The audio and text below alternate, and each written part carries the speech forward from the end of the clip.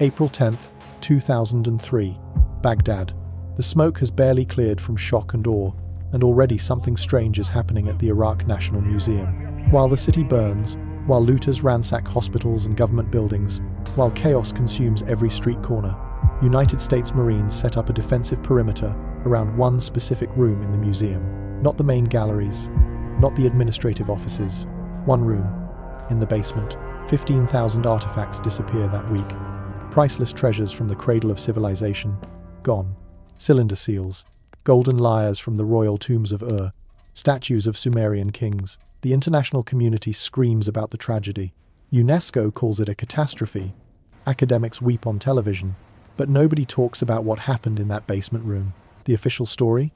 The Marines were protecting what they could, doing their best in an impossible situation. The investigation into the stolen artifacts? Quietly closed. No arrests, no recovered pieces. The tablets and seals that vanished that week? They start showing up on the black market. Anonymous buyers, transactions in the millions. And then they disappear again. Into private collections, into vaults, into places where sunlight and scholarly eyes will never reach them. Here is what they do not tell you. 3 clay tablets were removed from that basement room before the looting even started. Not stolen, removed. Under armed guard, flown out of Iraq on a military transport, destination classified. Those tablets were carbon dated. The results came back impossible, older than they should be, containing star charts that should not exist, mathematical formulas that predate their supposed invention by thousands of years, and text, instructions, knowledge that would rewrite every textbook, every timeline, every comfortable lie we tell ourselves about human history. You want to know what was on those tablets? That is exactly what this documentary is about. Because those 3 pieces of clay are not anomalies, they are not flukes.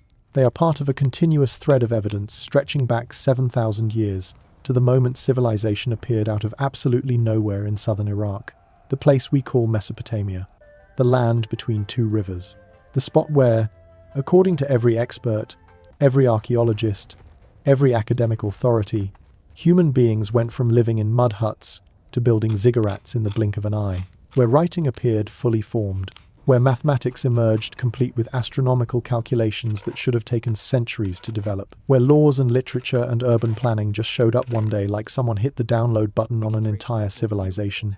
Hey, my name is Mr. H, and if you are interested in the stories they do not teach in school, the evidence that does not make it into the textbooks, and the questions that make academics very uncomfortable, you are in the right place. I spend hundreds of hours researching these documentaries, so if you want to see more investigations like this, go ahead and subscribe and hit that notification bell. Trust me, what we are about to uncover gets deeper than you can possibly imagine. Because tonight, we are going back, not to 2003, not to the museum heist. We are going back 7,000 years to the beginning, to the moment everything changed, to the day civilization appeared in Mesopotamia without warning, without precedent, and without explanation. And we are going to ask the question nobody wants to answer.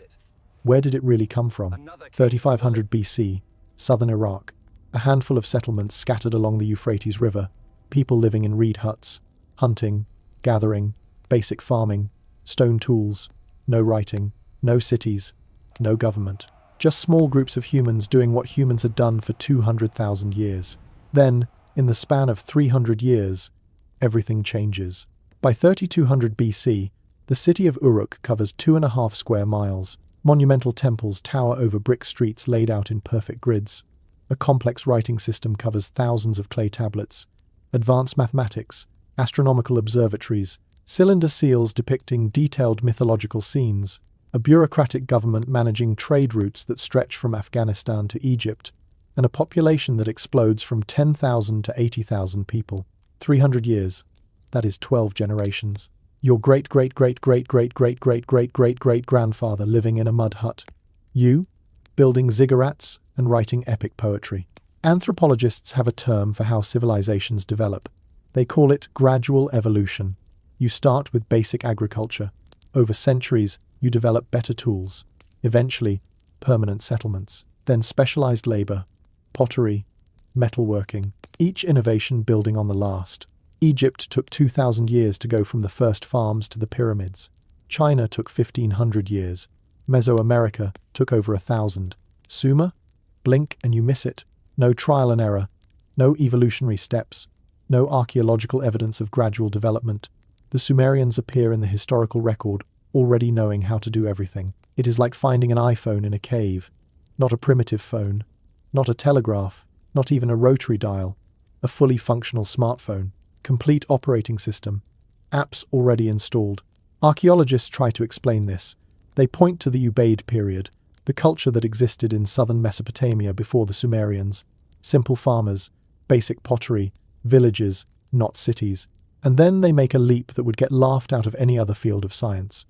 They say the Ubaid people just suddenly figured everything out, all at once.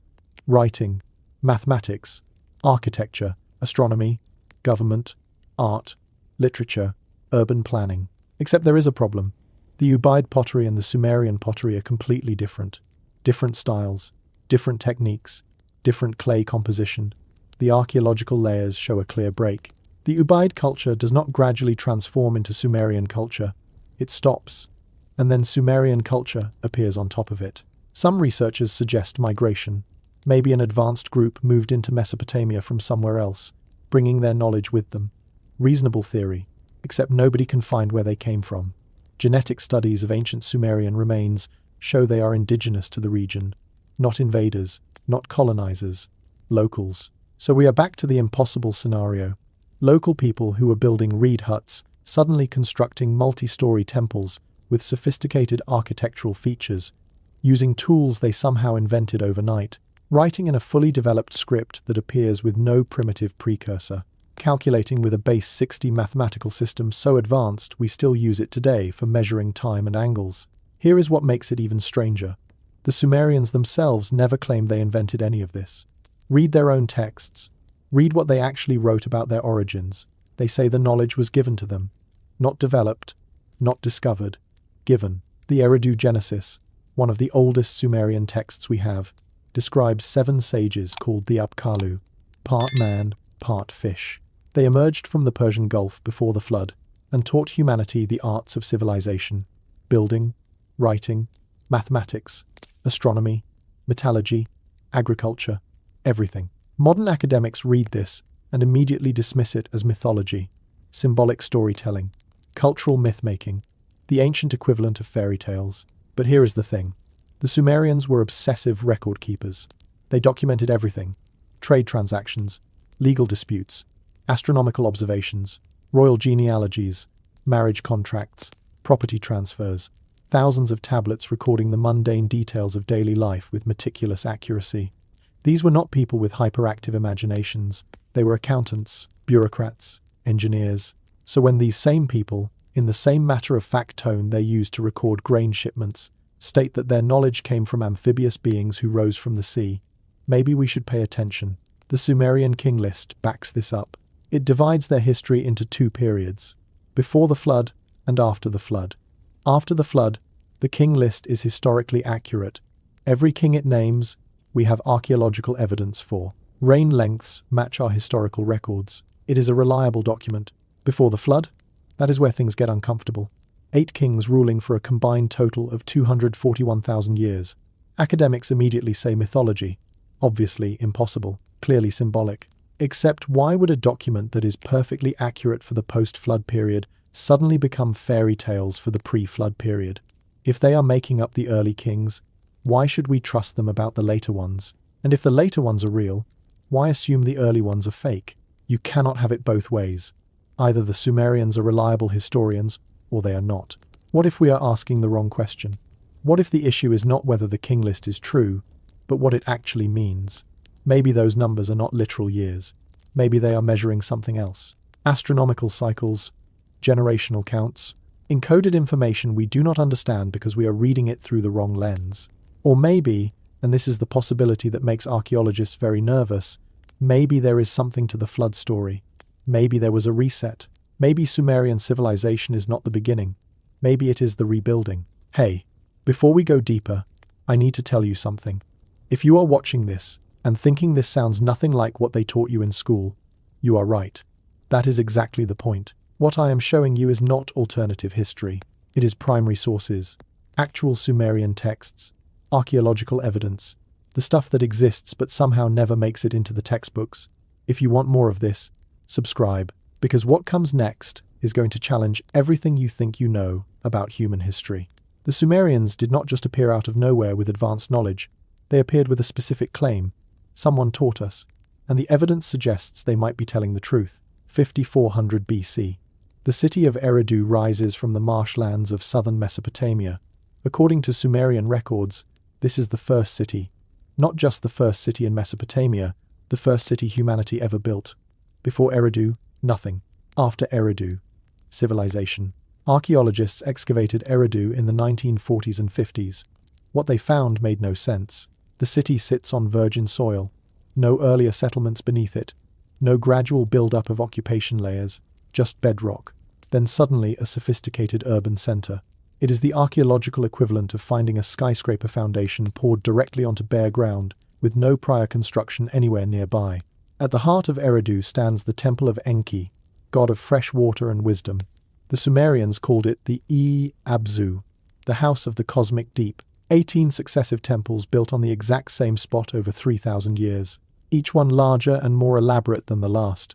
The earliest temple, level 1, already shows advanced construction techniques. Mud brick walls with internal buttressing, precise right angles, oriented to cardinal directions, foundation planning that requires sophisticated surveying knowledge. Here is where it gets interesting. The temple sits directly above an underground aquifer, fresh water flowing beneath the structure in subterranean channels. Modern geologists surveyed the site. The temple foundation penetrates down to the water table, intentionally. The builders knew exactly where the water was before they started construction. How? 5400 BC. No ground-penetrating radar, no geological surveys, no drilling equipment. Yet they placed their most important religious structure directly over a hidden water source they had no visible way of detecting. And they did not just find it by accident. The temple complex includes channels and wells specifically designed to access that underground water. The entire structure is built around something they should not have known was there. The construction itself raises questions. The mud bricks are uniform, standardized dimensions, consistent composition. This requires centralized production, quality control, administrative organization. Not the kind of thing you expect from humanity's first attempt at city building. You expect experimentation, mistakes, gradual improvement. Instead, Temple Level 1 already shows mastery. Archaeologists found something else at Eridu. The pottery changes. The bottom layers contain Ubaid period ceramics, standard stuff for that era. Then there is a clear break in the stratigraphy. Above that break, different pottery, different building techniques, different cultural markers. It is not evolution. It is replacement. Some researchers suggest the Ubaid people simply learned new techniques, cultural exchange, innovation. Except, there is no intermediate phase, no hybrid pottery showing the transition, no evidence of gradual adoption. The change is abrupt. One layer, Ubaid. Next layer, Sumerian. Nothing in between. The city planning tells the same story. Eridu is not a village that grew into a city. It is a city from day one. Streets laid out in organized patterns, public buildings, residential districts, temple complexes, irrigation canals bringing water from the Euphrates. All of this requires urban planning, population management, resource allocation, skills that supposedly take centuries to develop. The irrigation system deserves special attention. Eridu sits 6 miles from the Euphrates River. The canals that supplied the city required precise gradient calculations. Too steep, and the water flows too fast, eroding the channels. Too shallow, and the water stagnates, deposits silt, and the canal becomes useless. The Eridu canals maintained perfect gradient over 6 miles. The mathematics involved would not reappear in human engineering until the Romans, 5,000 years later. And then there is the water management inside the city. Drainage systems, waste removal, wells positioned to avoid contamination from refuse areas, public fountains, ritual bathing pools connected to the temple complex. This is not primitive technology. This is sophisticated hydraulic engineering. The Sumerians themselves were very clear about Eridu's importance. The Eridu Genesis, their flood myth, names this city as the first gift from the gods to humanity. Before the flood, Eridu was the center of civilization. After the flood, kingship had to be lowered from heaven again, and it was lowered first to Eridu. Not symbolically first, actually first. Modern archaeology confirms the age. Radiocarbon dating puts the earliest levels at 5400 BC. That makes Eridu older than the Egyptian pyramids by over 2,000 years, older than Stonehenge by 2,000 years, older than the earliest Chinese cities by 1500 years. And unlike those later civilizations, which all show clear developmental periods, Eridu appears fully formed. There is another detail nobody talks about. The temple of Enki was called the Abzu temple. Abzu means the deep. In Sumerian mythology, the Abzu is the underground ocean of fresh water from which all life emerges. Enki lives there. The god of wisdom dwells in the cosmic deep beneath the earth. Strange theology for desert people. But what if it is not theology? What if it is memory? The Persian Gulf was 300 feet lower during the last ice age. The coastline extended 100 miles further south than it does today. When the ice melted, between 12,000 and 6,000 BC, that entire region flooded. Cities, if they existed, would be underwater now, under 300 feet of ocean, unreachable, unmapped. And nobody is looking because mainstream archaeology insists civilization did not exist that far back. But the Sumerians talk about it. They say their knowledge came from the Apkallu, the 7 sages who emerged from the sea. They built their first city on top of an underground water source and called it the House of the Deep. They worshipped a god who lived beneath the waves. And their flood myths describe a world that existed before the water came. Eridu should not exist. Not in 5400 BC. Not with that level of sophistication. Not appearing out of nowhere with no precedent and no developmental phase. It breaks every rule we have about how civilizations form. Yet there it sits in the Iraqi desert, buried under 7,000 years of sand, waiting for someone to ask the right questions. The Sumerians told us the answer. They wrote it down in the Eridu Genesis. They carved it into temple walls. They passed it down through 3,000 years of continuous record-keeping. Someone taught us. Someone who came from the water. Someone who knew how to build cities and manage resources and construct temples over hidden aquifers. We call it mythology because the alternative is too uncomfortable. The alternative means rewriting textbooks, rethinking timelines, admitting that maybe, just maybe, the people who are actually there know more about their own history than we do. Eridu is not the beginning of civilization. It is the continuation of something older, something that left no trace except in the stories the Sumerians refused to forget. The Sumerian king list is one of the most important documents in ancient history, and one of the most problematic. Carved on clay tablets and stone prisms, this text lists every ruler of Sumer from the beginning of kingship until the fall of the Isin dynasty around 1700 BC, over 1,500 years of recorded history. Names, reign lengths, capital cities, a comprehensive royal genealogy that archaeologists use as a framework for dating the entire Mesopotamian timeline. Here is the problem. The list is divided into 2 sections, before the flood and after the flood. The post-flood section is historically accurate. Every king named, we have independent evidence for. Archaeological finds, other contemporary documents, cross-references with Egyptian and Hittite records. The dates match. The sequence is correct. It is a reliable historical document. Then you read the pre-flood section. 8 kings, 5 cities, 241,000, 200 years of total reign time. The longest ruling king, Alulim of Eridu, 28,800 years. His successor, Al-Algar, 36,000 years. Enmen Luana of Bad Tibira, 43,200 years. Academics see these numbers and immediately classify the entire pre-flood section as mythology. Obviously impossible. Clearly symbolic. Ancient exaggeration. The Sumerians mixing history with religious folklore. But that creates a logical problem. If the king list is mythological fantasy for the pre-flood period, why should we trust it for the post-flood period? Why would a document suddenly switch from complete fabrication to meticulous historical accuracy at an arbitrary dividing point? And if we accept the post-flood kings as real because we have archaeological confirmation, shouldn't we at least consider that the pre-flood kings might also be based on something real, even if we do not understand what the numbers mean? The Sumerians themselves never suggest they are writing mythology. The king list uses the same formulaic language throughout, same structure, same tone, same matter-of-fact recording style. There is no shift in narrative voice. No indication that the scribe considers the pre-flood section any less historical than the post-flood section. Before the flood, kingship was lowered from heaven to Eridu. After the flood, kingship was lowered from heaven again. Same phrasing, Same divine origin for both periods. If one is real, why is the other fake? Multiple copies of the king list exist. The Weld Blundell prism, the Scheil prism, fragments from Nippur and Lhasa. All of them agree on the pre-flood kings. Same names, same cities, same impossibly long reign lengths. This is not one scribe's creative writing. This is a standardized historical tradition preserved across multiple cities and multiple time periods. And it is not unique to Sumer. The Egyptians have similar traditions. The Turin king list records divine and semi-divine rulers before the historical dynasties, some reigning for thousands of years. The Palermo stone mentions pre-dynastic kings with extraordinary lifespans. The Greeks preserved stories of Golden Age rulers who lived for centuries. Hindu texts describe yugas, vast time cycles where early humans lived for thousands of years. Mesoamerican codices record similar patterns. Either every ancient culture independently invented the same mythological framework, or they are all remembering something real that we have lost the context to understand. Let us consider alternative interpretations. Maybe the numbers are not literal years. Maybe they are measuring something else.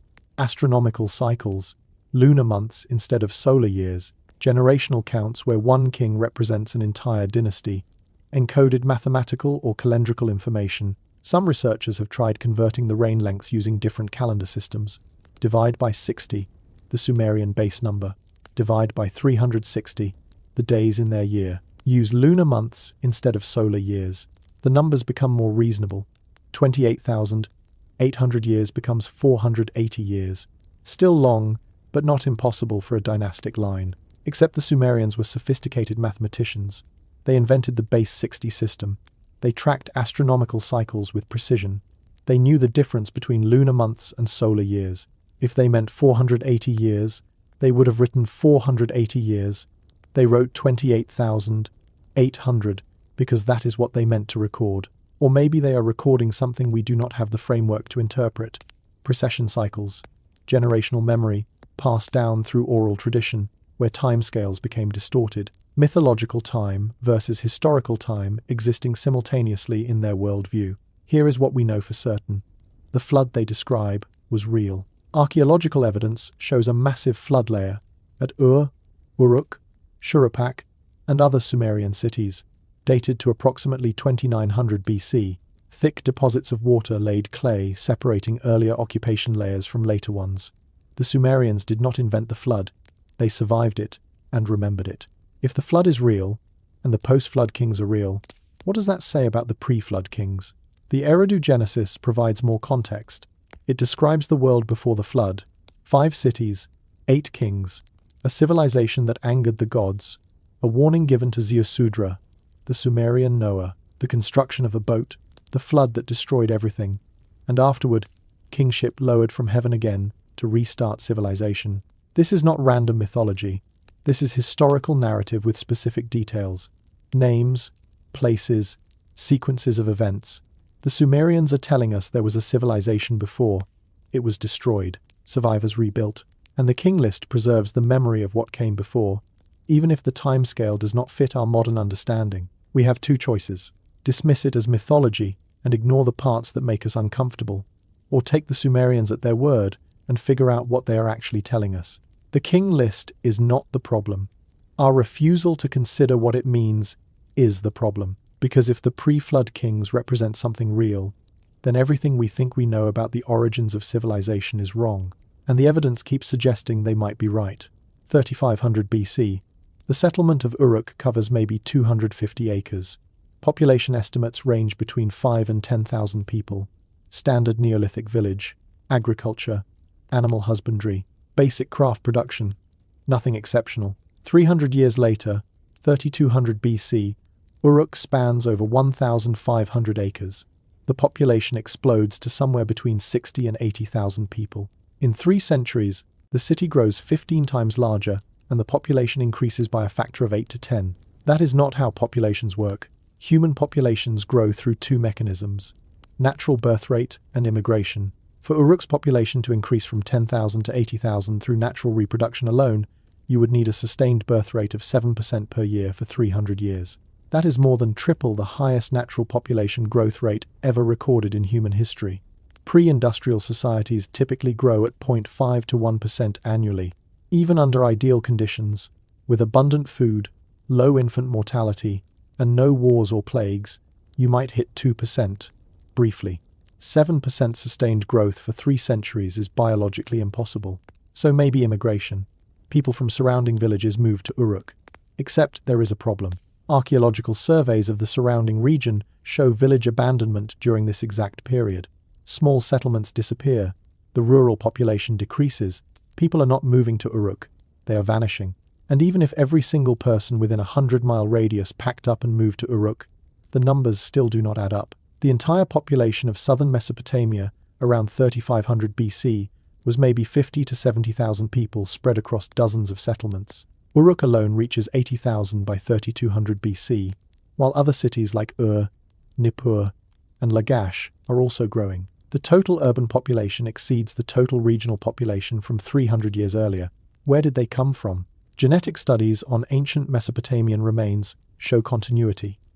The people of Uruk are genetically similar to earlier Ubaid populations. No evidence of mass migration from outside regions, no sudden influx of foreign DNA. The population is local. They did not arrive from somewhere else. They just appear in the archaeological record in numbers that should not exist. The infrastructure tells the same impossible story. 80,000 people require massive logistical support. Food production and distribution, water management, waste removal, housing construction, administrative organization. Building a city that size in the ancient world took generations of planning and incremental growth.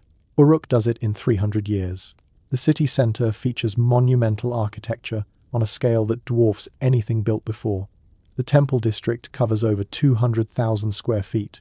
The White Temple sits atop a massive artificial platform 40 feet high. Limestone blocks, some weighing several tons, transported from quarries over 60 miles away. The exterior walls are decorated with cone mosaics, thousands of colored clay cones pressed into wet plaster to create geometric patterns. Labor-intensive, technically sophisticated, requiring thousands of workers and centralized coordination. Then there is the Inanna district, a massive temple complex dedicated to Inanna, goddess of love and war. Pillared halls with columns over 20 feet tall, stone foundations, elaborate facade decorations, courtyards covering acres. And here is the interesting part. The construction shows multiple building phases within that 300-year window. They are not just building one temple. They are tearing down and rebuilding temples every few generations. Bigger, more elaborate, more technically advanced. That requires economic surplus. Massive economic surplus. A population of 80,000 needs to eat. Housing, clothing, tools, trade goods. And on top of that, you are diverting thousands of laborers to construct monumental buildings that serve no practical survival function. The mathematics of Bronze Age economics suggest that kind of surplus requires agricultural productivity that should not exist for another 1,000 years. The irrigation systems provide a clue. Uruk sits on the Euphrates floodplain. Seasonal flooding provides water, but without control, it is unpredictable and destructive. The Uruk period shows massive canal construction. Primary canals bringing water from the river, secondary canals distributing it to fields, drainage systems preventing salinization, reservoir storage for dry seasons. This is not simple ditch digging. This is hydraulic engineering, requiring understanding of gradient calculations, flow rates, soil permeability, and long-term land management. The canal networks span hundreds of square miles. They require maintenance, constant dredging to prevent silt buildup, coordinated water distribution across multiple cities and villages, administrative bureaucracy to manage usage rights and prevent conflicts. All of this appears during the Uruk expansion, not gradually developed over millennia, built in 3 centuries alongside the population explosion. And then there is the invention that makes everything else possible. Writing. 3300 BC, cuneiform script appears, not primitive pictographs, slowly evolving into written language, fully functional writing from the start. Thousands of tablets from Uruk recording economic transactions, grain disbursements, livestock counts, labor allocations, temple offerings, trade agreements. The tablets show a complex accounting system, standardized measurements, mathematical notation, abstract symbols representing sounds, not just objects. Linguists have studied the evolution of writing systems. Egyptian hieroglyphs took centuries to develop, from simple pictographs to phonetic symbols. Chinese characters evolved over millennia. Mayan glyphs show clear developmental stages. cuneiform appears complete. The earliest tablets already use abstract wedge-shaped marks representing syllables, already employing grammatical structure, already capable of recording complex ideas. That is not how writing develops. That is how writing gets imported. The Uruk period also sees the introduction of cylinder seals, small stone cylinders carved with intricate designs. Roll them across wet clay, and they leave a detailed impression, used to mark property, authenticate documents, identify goods in trade. The carving requires micro-engraving tools and steady hands.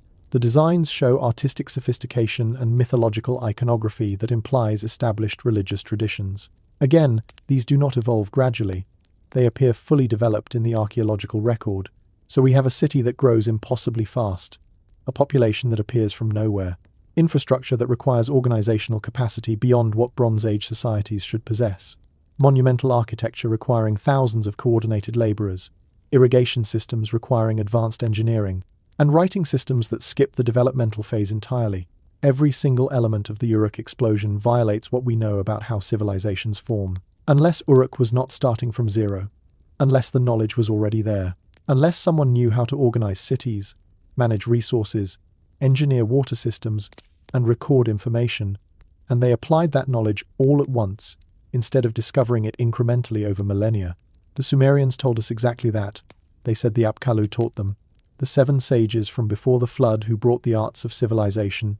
Maybe we should start taking them seriously, because the alternative is accepting that everything we know about demographic growth, economic development, and technological innovation is wrong. Let us talk about what the tablets actually say. Not theories, not interpretations, not ancient astronaut speculation. The words carved into clay by Sumerian scribes 4,000 years ago. The Atrahasis epic, discovered in the library of Ashurbanipal at Nineveh. Multiple copies found at Sippar, Babylon, and Nippur. Consistent text across all versions. Dated to approximately 1700 BC, copying earlier sources from at least 2000 BC. The epic opens with a problem. The Anunnaki, described as sky gods, are exhausted from manual labor. They have been digging irrigation canals, clearing land, building cities. The work is backbreaking. They complain to Enlil, their leader. We cannot continue this work. We need a solution. Enki, god of wisdom, proposes an answer. Create a Lulu Amalu, a primitive worker. He instructs the birth goddess Nintu with specific details. Take clay from the Abzu, the deep waters beneath the earth. Mix it with the blood of a slain god. Fashion a being that will bear the yoke of labor.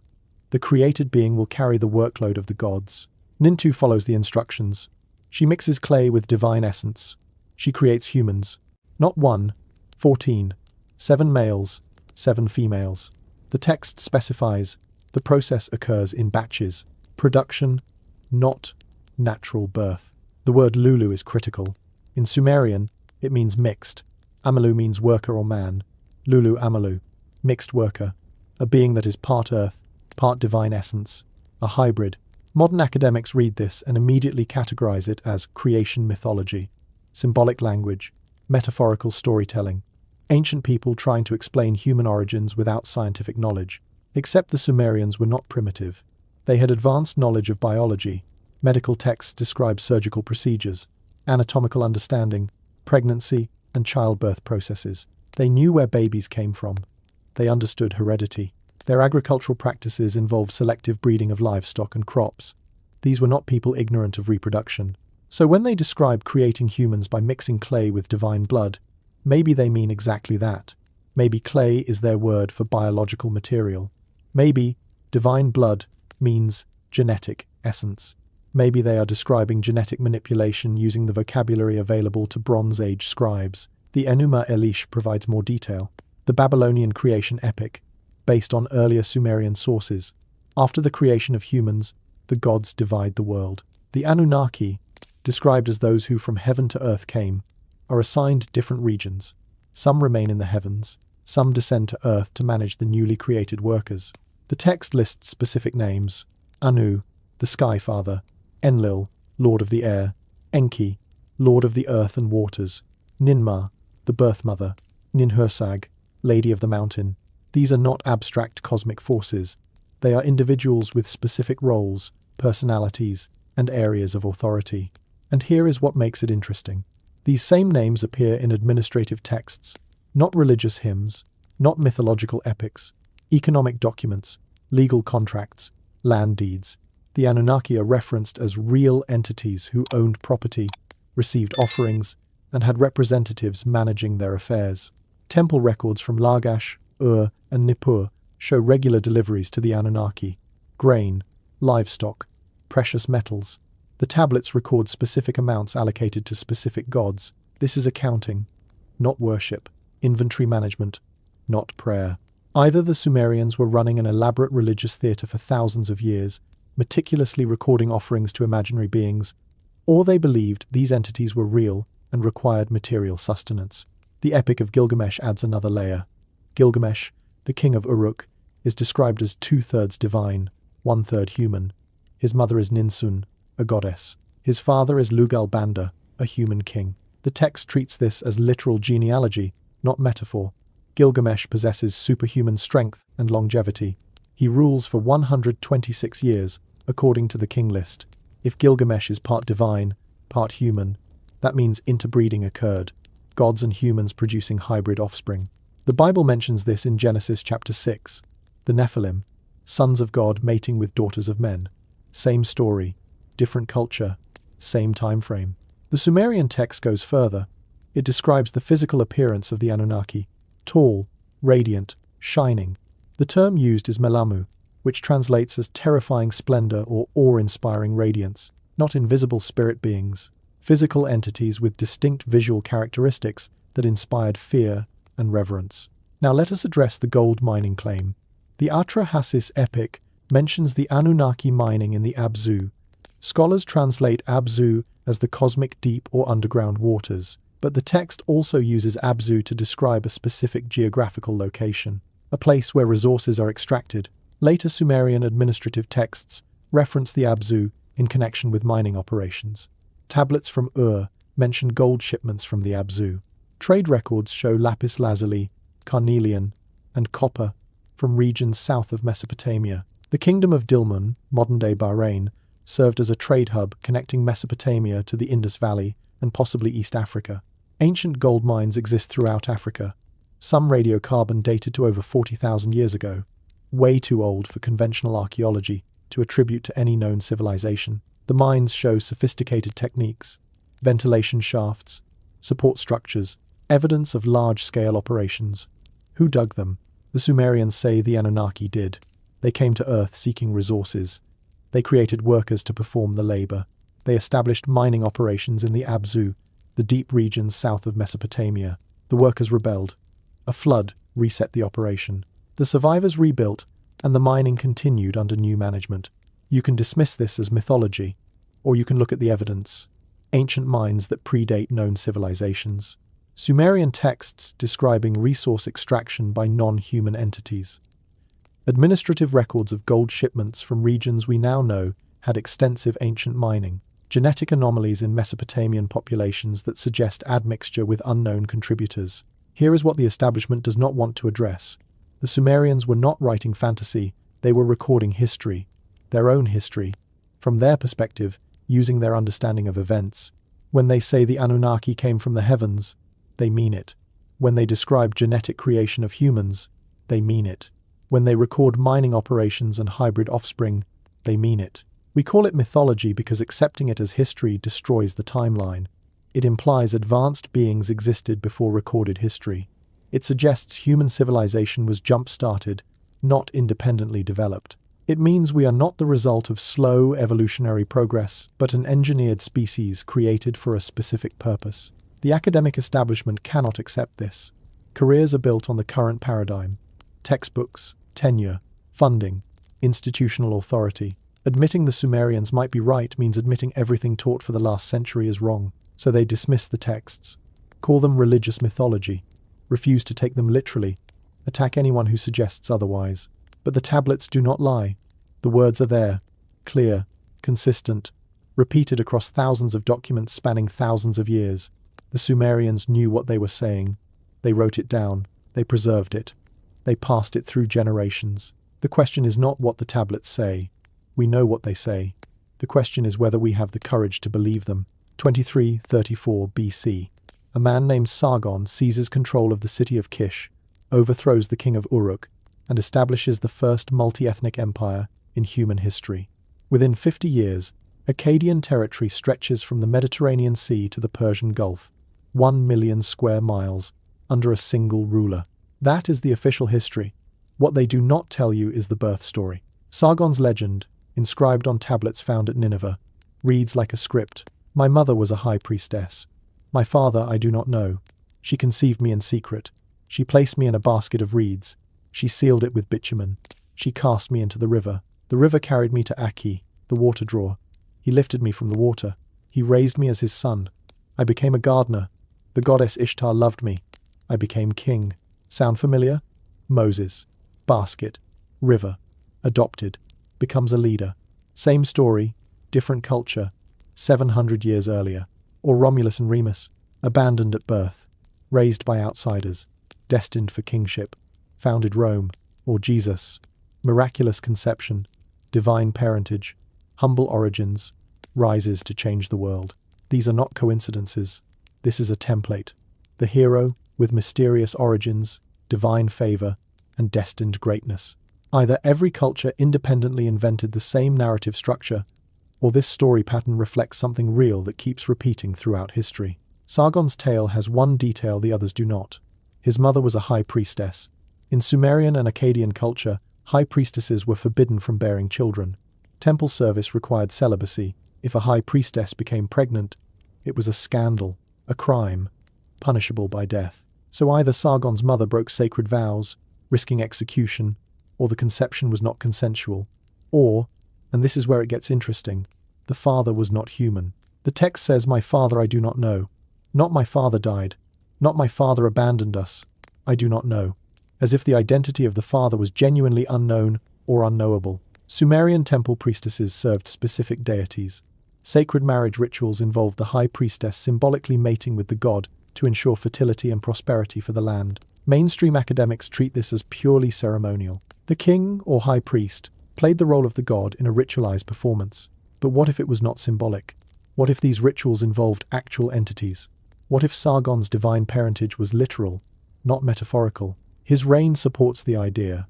Sargon does not just conquer neighboring cities. He builds an empire.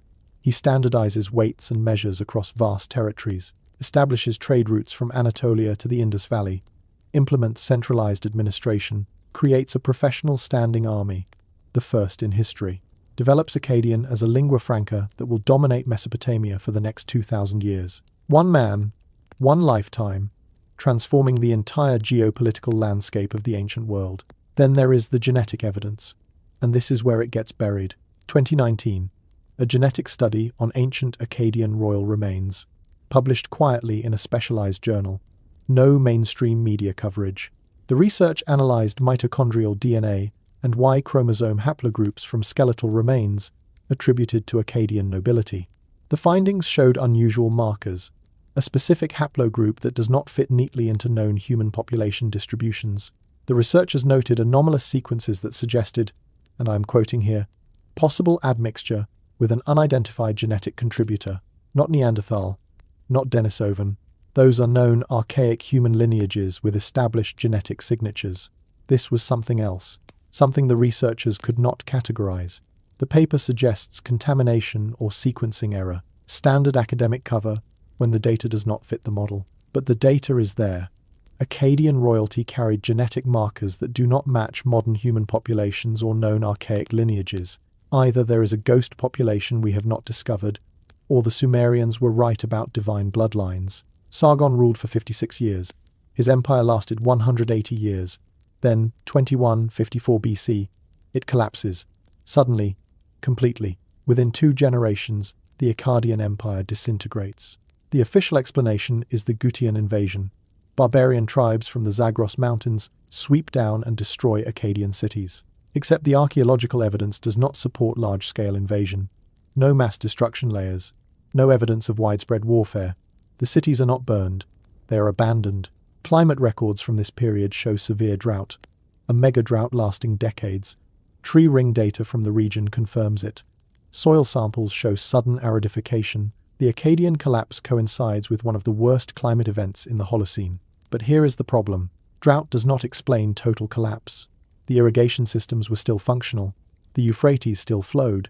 Other cities survived. Ur, Lagash, Nippur. They endure the drought and rebuild. Why does the Akkadian heartland, the most advanced, most organized, most resource-rich region, completely disintegrate while less developed areas survive? The Curse of Agade, a Sumerian poem written after the collapse, provides a different explanation. It describes Sargon's grandson, Naram-Sin, desecrating the temple of Enlil in Nippur. Enlil responds by withdrawing divine protection. The text describes fire raining from heaven, earthquakes, storms, the land becoming cursed, the people fleeing, academic interpretation, mythological explanation for natural disaster, angry gods punishing hubris, standard ancient Near Eastern theology. Or maybe it is describing an actual event, celestial phenomenon, asteroid impact, volcanic eruption, something catastrophic that the Sumerians interpreted through their theological framework. Soil samples from Akkadian sites show unusual concentrations of iridium and microspherules consistent with cosmic impact. Not conclusive, but suggestive. Something happened in 2154 BC that ended the Akkadian Empire and left a geological signature. Sargon's bloodline carries secrets. His birth story follows a divine template. His achievements exceed normal human capability.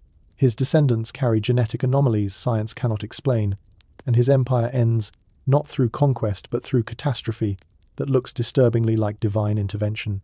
The Sumerians said the gods chose kings. Bloodlines mattered. Divine ancestry conferred authority. We dismiss this as primitive superstition. But what if they knew something we have forgotten? What if Sargon's unknown father was not a metaphor? The evidence keeps pointing in one direction, and academia keeps looking the other way. 2112 BC. After a century of chaos following the Akkadian collapse, a new dynasty rises in the city of Ur. Ur-Nammu takes the throne and declares himself king of Sumer and Akkad. The third dynasty of Ur begins. For the next 108 years, Mesopotamia experiences its golden age, the zenith of Sumerian civilization, and then it ends. Abruptly, violently, with details that do not quite fit natural explanations.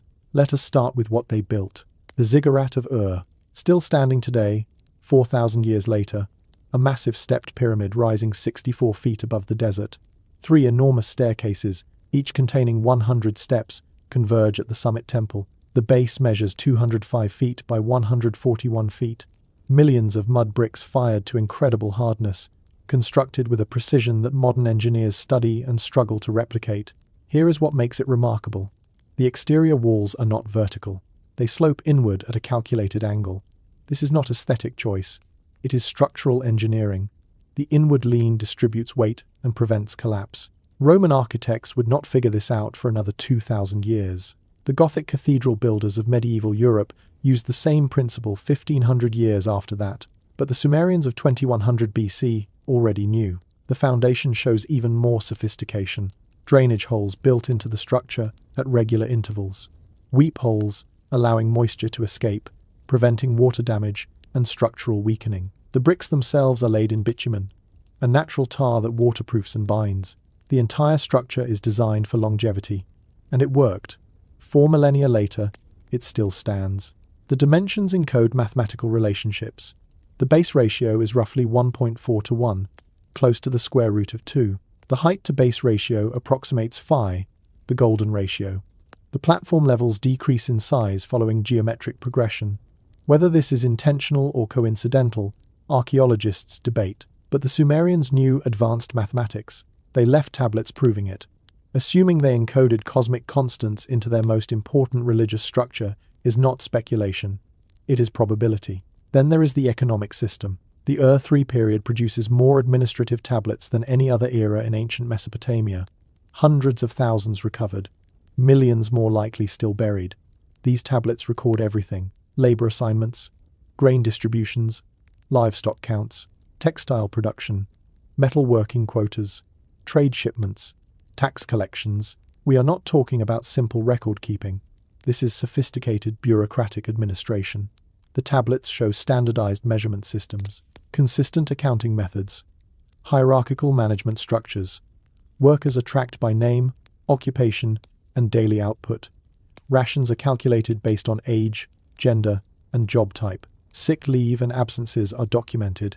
One tablet from lists barley distributions to 342 workers across 18 different job categories. Another from Girsu records textile production by 58 weavers over a 6-month period, noting quality grades, thread counts, and dimensions. This level of detail requires centralized data collection, storage, and analysis, Bronze Age spreadsheets, cuneiform databases, administrative complexity that would not reappear until the Roman Empire 2,000 years later. The legal code deserves attention. The Code of Ur-Nammu, dated to 2100 BC, is the oldest known written law code, 300 years older than Hammurabi's code, which gets all the credit in history books. The Ur-Nammu Code establishes legal principles still used today: presumption of innocence, monetary compensation for injuries instead of physical retaliation, differentiated penalties based on social status and intent, protection for widows and orphans. These are not primitive tribal customs. This is sophisticated jurisprudence, reflecting deep understanding of social order, justice theory, and conflict resolution. Trade networks during Ur-3 span the known world. Lapis lazuli from Afghanistan, carnelian from India, cedar from Lebanon, copper from Oman, gold from Nubia, tin from Central Asia. The logistics involved in maintaining these trade routes, negotiating with foreign powers, ensuring quality control, and managing currency exchange required diplomatic and economic expertise far beyond what we attribute to Bronze Age civilizations. And then, 2004 BC, it ends. The official narrative says the Elamites invaded from the east. They sacked Ur, captured the last king Ibbi-Sin, and destroyed the dynasty. Archaeological evidence supports invasion. Destruction layers, burned buildings, skeletal remains showing violent death. The city was clearly attacked, but the Lament for Ur, a Sumerian poem written shortly after the fall, describes something else, something that does not sound like conventional warfare. The text describes storms, not metaphorical storms, actual atmospheric phenomena. The day turned to darkness. Fire fell from the sky. The winds brought poison. People could not breathe. The rivers turned bitter. Animals died in the fields. Crops withered overnight. The lament blames the god Enlil. He ordered the destruction. He withdrew protection from Ur. He sent the storm that destroyed everything. The Elamite invasion is mentioned, but almost as an afterthought. The real destruction came from above. Geological evidence from the period shows climatic anomaly. Soil samples indicate sudden environmental change, increased salinity in agricultural land, evidence of rapid desertification, population decline across southern Mesopotamia, not just Ur. Some researchers point to volcanic eruption. The Minoan eruption at Thera occurred around this time, give or take a few centuries depending on dating methods. Massive eruptions cause global cooling, crop failures, and atmospheric disturbances. But Thera is 1,500 miles away. Could it affect Mesopotamia so severely? Others suggest asteroid impact, small enough not to cause extinction-level events but large enough to trigger regional catastrophe. Airburst explosions can devastate hundreds of square miles without leaving obvious craters. The Tunguska event in 1908 flattened 800 square miles of Siberian forest. Imagine that happening over a densely populated urban center. The Lament for Ur describes fire from heaven, storms that kill, darkness in daytime, water turning poisonous. These are not typical symptoms of military invasion. These sound like environmental catastrophe, impact winter, atmospheric contamination, ecological collapse. And it was not just Ur. The entire Ur-3 administrative network collapsed simultaneously. Cities across Sumer and Akkad abandoned. The sophisticated bureaucratic system vanished. The trade networks dissolved. The legal codes stopped being enforced. Within one generation, Mesopotamia regressed centuries. That does not happen from one city getting invaded. That happens from system-wide collapse, infrastructure failure, loss of centralized authority, mass population displacement. The Sumerians blamed the gods. Enlil withdrew his favor. The protective deities abandoned their cities. Divine kingship ended. The connection between heaven and earth severed. Modern academics blame climate change and invasion, natural explanations for natural events. But the Sumerians were not stupid. They knew the difference between drought and divine punishment. They experienced wars and invasions regularly. They had vocabulary for natural disasters, yet they described the fall of Ur in theological terms. as if what happened transcended normal human experience. Ur-3 was the peak, the absolute zenith of Sumerian achievement. Architecture, mathematics, law, economics, administration, everything reached its highest expression. And then something ended it. Something the survivors could only describe as the wrath of heaven. The ziggurat still stands. The tablets still exist. The evidence of their achievements remains. But the dynasty that built them? Gone in a single generation. Destroyed by something the Sumerians could only call divine fury. Makes you wonder what they actually saw. The MUL, Apin tablets. 2 clay tablets listing stars, constellations, and planetary movements. Recovered from the library of Ashurbanipal at Nineveh, dated to approximately 700 BC based on the script. But here is the problem. The astronomical data recorded on these tablets reflects observations made around 3000 BC, over 2000 years earlier. How do we know? Because the positions of stars change over time due to precession. Earth's axis wobbles like a spinning top, completing one full cycle every 25,772 years. This slow wobble causes the apparent position of stars to shift gradually. By measuring which stars are listed as rising heliacally, meaning rising just before sunrise at specific times of year, astronomers can back-calculate when those observations were made. The MUL Apin data points to 3000 BC, give or take a century. That means someone was conducting systematic astronomical observations and recording them with precision 5,000 years ago. Not casual stargazing, methodical tracking of celestial movements over extended periods. And not just tracking, understanding.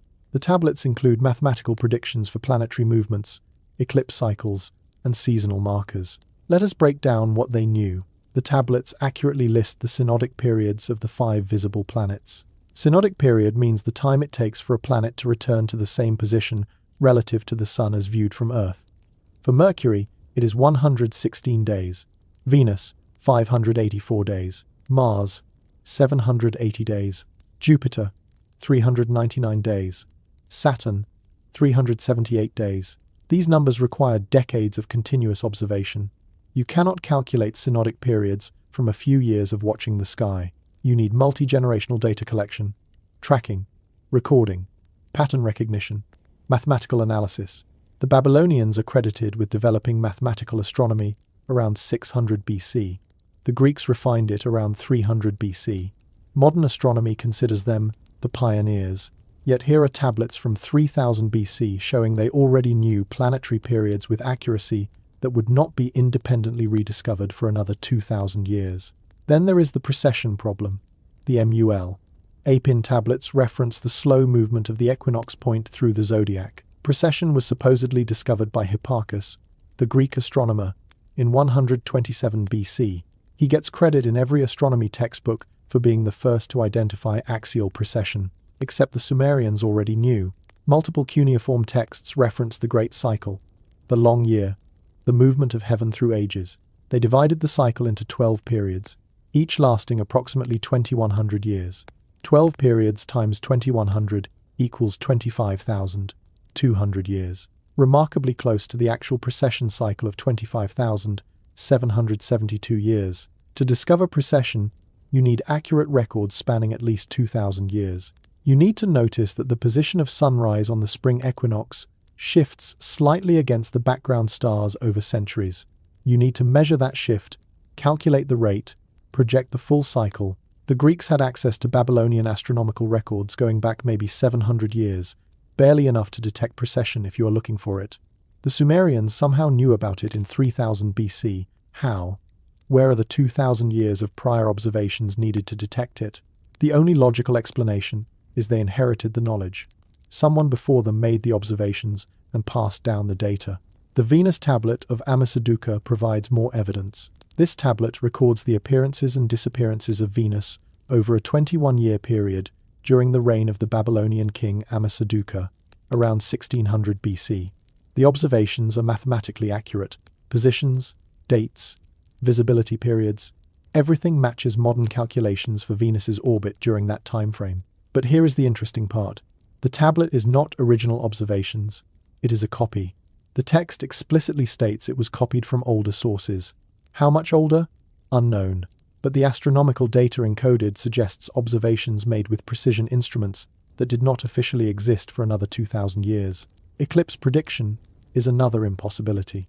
The Saros cycle, a period of 18 years, 11 days, and 8 hours after which lunar and solar eclipses repeat in similar patterns. The Babylonians supposedly discovered this cycle around 500 BC. They used it to predict eclipses with remarkable accuracy. Tablets from and Nippur, dated to 2000 BC, already reference the Saros cycle by name, not as a discovery, as established knowledge. The scribes use it casually, the way a modern astronomer references Kepler's laws, common knowledge, assumed understanding. To identify the Saros cycle, you need hundreds of years of eclipse observations. You need to recognize the pattern. Notice that eclipses repeat on an 18-year cycle. Calculate the exact length, including the 8-hour offset. Without that precision, your predictions drift out of alignment. The Sumerians had it figured out in 2000 BC. Minimum. Possibly earlier. Then we get to the real problem. The planets beyond Saturn. Modern astronomy discovered Uranus in 1781 using telescopes, Neptune in 1846, Pluto in 1930. All of them invisible to the naked eye. You need optical instruments to see them. Sumerian texts reference 7 wandering stars. The Sun and Moon, obviously visible. Mercury, Venus, Mars, Jupiter, Saturn. That is 7. Except multiple texts mention additional wanderers beyond the visible 5 planets. Specifically, texts describe a planet with a long elliptical orbit that brings it into the inner solar system periodically. They called it Nibiru, the crossing planet. Modern scholars dismiss it as mythology, a symbolic representation of Marduk's celestial authority, not a real astronomical body. But the descriptions are specific.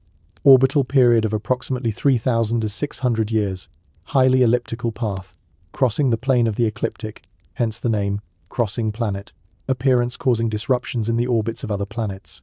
Zachariah Sitchin proposed Nibiru was a real planet, possibly Planet X, a hypothetical large object in the outer solar system. Astronomers rejected this. No evidence, no orbital calculations supporting it. Sitchin was dismissed as a crank, but in 2016, Caltech astronomers published evidence suggesting a massive planet exists in the distant solar system. Planet 9, they call it. Estimated orbital period? 10,000 to 20,000 years. Highly elliptical orbit.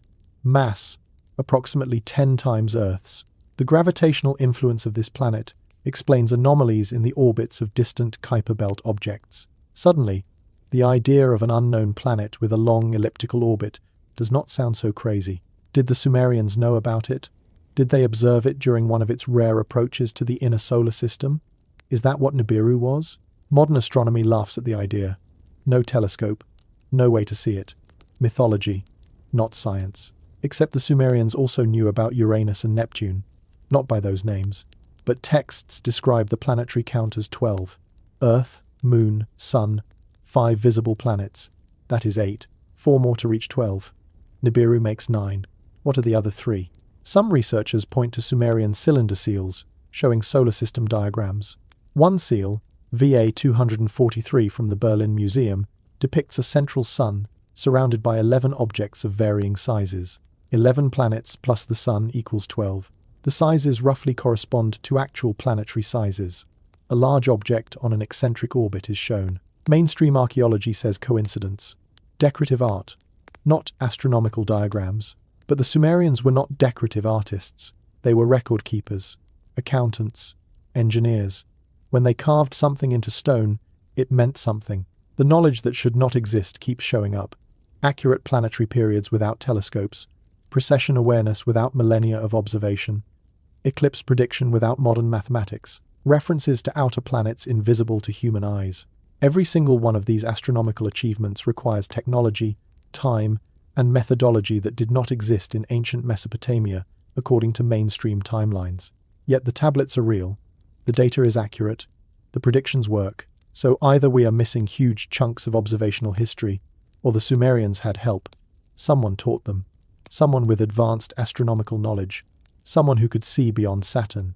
Someone who understood orbital mechanics and axial precession. The Sumerians said it was the Anunnaki, the ones who from heaven to earth came, beings with knowledge of the cosmos who descended and shared it with humanity. Academia says, impossible. Mythology. Ancient superstition. But the astronomical data does not lie. The math works. The observations are real. And nobody has explained how Bronze Age farmers figured out things that took modern science telescopes and centuries to discover. Maybe it is time to stop calling it mythology and start asking how they really knew. 1945. A curator at Columbia University examines a clay tablet in the university's collection. Catalogue number Plimpton 322. Acquired decades earlier from an archaeological dealer. No clear provenance. Dated to approximately 1800 BC based on script style. Old Babylonian period. The tablet is damaged, broken on the left side. But what remains is extraordinary. 15 rows of numbers arranged in 4 columns. Cuneiform numerals in base 60. At first glance, it looks like an accounting record. Inventory lists. Administrative data. Standard Babylonian bookkeeping. Then a mathematician looks at it, and everything changes. The numbers are Pythagorean triples. Sets of 3 integers where a squared plus b squared equals c squared. The fundamental relationship that defines right triangles. The theorem credited to Pythagoras, the Greek mathematician who supposedly discovered it around 500 BC. This tablet predates Pythagoras by 1300 years. Not just one Pythagorean triple, 15 of them, arranged in order, systematically listed with calculations showing the relationships between the numbers. This is not accidental discovery. This is advanced mathematical theory, deliberately organized, methodically recorded, and it gets better. The triples are not simple ones like 3, 4, 5. These are large numbers, complex ratios, the kind that require sophisticated calculation methods to derive. One row lists 120, 119, 169. Another shows 3367, 3360, 47, 25. Calculating these without modern algebra requires deep understanding of number theory, pattern recognition, algorithmic thinking. The ancient Babylonians were not guessing. They had a system, a method for generating Pythagorean triples mathematically. We do not know what that method was. The left side of the tablet, where the formulas would be, is broken off, gone, lost. But the results prove they had it. Pythagoras gets credit in every math textbook for discovering the relationship between right triangle sides. Except he did not discover it. He possibly learned it from Egyptian priests who preserved knowledge from Babylon, from Mesopotamian mathematical texts that traveled west through trade routes, from sources that stretched back to people who already knew. The Babylonians prove it. 1300 years earlier, systematic understanding of geometric principles that modern students do not learn until high school. Then there is YBC 7289, another clay tablet, Yale Babylonian collection, Old Babylonian period, approximately 1700 BC. The tablet shows a square with 2 diagonals drawn. Along one diagonal, cuneiform numbers, the number 30 on the side of the square, and along the diagonal, a multi-digit number in base 60 notation. When converted to decimal, that number is 1.414212963, the square root of 2, accurate to 6 decimal places. The actual square root of 2 is 1.41421356. The Babylonian calculation is off by less than 1 millionth. In 1700 BC, calculating square root of 2 to that precision without calculators, without decimal notation, without modern algebraic methods, requires iterative algorithms, successive approximation techniques, mathematical sophistication that should not exist for another 3,000 years. The Babylonians had it, casually, recorded on a student practice tablet, not a major mathematical treatise, not a advanced scholarly work, a homework assignment, teaching basic geometry to scribal students by having them calculate irrational numbers to 6 decimal places. What were they teaching in the advanced classes? The concept of zero appears next. Modern mathematics credits India with inventing zero around 600 AD. The placeholder, the null value, the revolutionary idea that nothing is something, that absence has mathematical meaning. Babylonian tablets from 2000 BC already use positional notation with empty spaces representing zero. Not a symbol, not a written character, but the concept is there. They understood that 3600 in base 60 notation is different from 36 because of position. The empty space matters. The placeholder carries meaning. Later Babylonian texts from around 300 BC use an actual symbol for zero, a double wedge mark indicating empty position. fully developed zero concept. 300 years before India supposedly invented it. Did the Indians invent zero independently? Possibly. Or did the concept travel east, along trade routes from Mesopotamia? We know mathematical knowledge flowed between civilizations. The Islamic Golden Age preserved and expanded Babylonian mathematics. European scholars learned algebra from Arabic texts that explicitly credit Babylonian sources. The entire foundation of modern mathematics traces back to Mesopotamia. We just do not like admitting it. Algebraic equations appear on tablets from the Old Babylonian period. Not simple arithmetic. Quadratic equations. Systems of equations with multiple unknowns. Problems involving areas, volumes, and complex geometric relationships. One tablet poses the problem. I have subtracted the side of my square from the area, and the result is 14,400. What is the side of the square? This requires setting up the equation x squared minus x equals 14,400 and solving for x. Quadratic formula, algebraic manipulation. The Babylonians solve it, show their work, explain the method. They have algorithmic procedures for solving second-degree equations, techniques that would not be formally systematized in Europe until the Renaissance. Why base 60? Modern mathematics uses base 10. 10 fingers, 10 symbols. Logical choice. The Babylonians chose 60. Weird number. Difficult to work with. Except, it is not. 60 is highly divisible. It has 12 factors. 1, 2, 3, 4, 5, 6, 10, 12, 15, 20, 30, 60. Base 10 has only 4 factors. 1, 2, 5, 10. When you are doing fractional calculations without decimal notation, divisibility matters enormously. Want to divide something into thirds? In base 10, you get 0.333 repeating. Messy, infinite, decimal. In base 60, 1/3 is 20. Clean, exact, no remainder. The same applies for halves, quarters, fifths, sixths, tenths, twelfths, 15ths. All of them produce clean, finite expressions in base 60. The Babylonians chose 60 because it is mathematically superior for practical calculation, and we still use it. 60 seconds in a minute, 60 minutes in an hour, 360 degrees in a circle. We inherited base 60 for measuring time and angles directly from the Babylonians. 4,000 years later, their system is so good we never replaced it. That is not primitive mathematics. That is sophisticated number theory applied to practical problems with elegance and foresight that modern curriculum does not teach until university level. Here is the question nobody asks. How did they figure this out? Mathematics does not appear fully formed. It evolves. Greeks built on Egyptian geometry. Islamic scholars expanded on Greek foundations. European mathematicians developed calculus over centuries. Each generation builds on the last.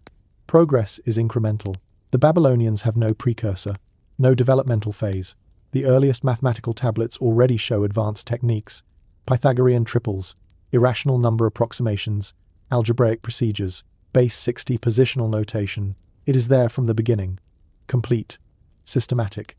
As if downloaded into their civilization wholesale. The Sumerians said knowledge was given by the Apkallu, the 7 sages who brought the arts of civilization. Maybe mathematics was part of that package. Maybe base 60, algebraic methods, and geometric principles were taught, not discovered.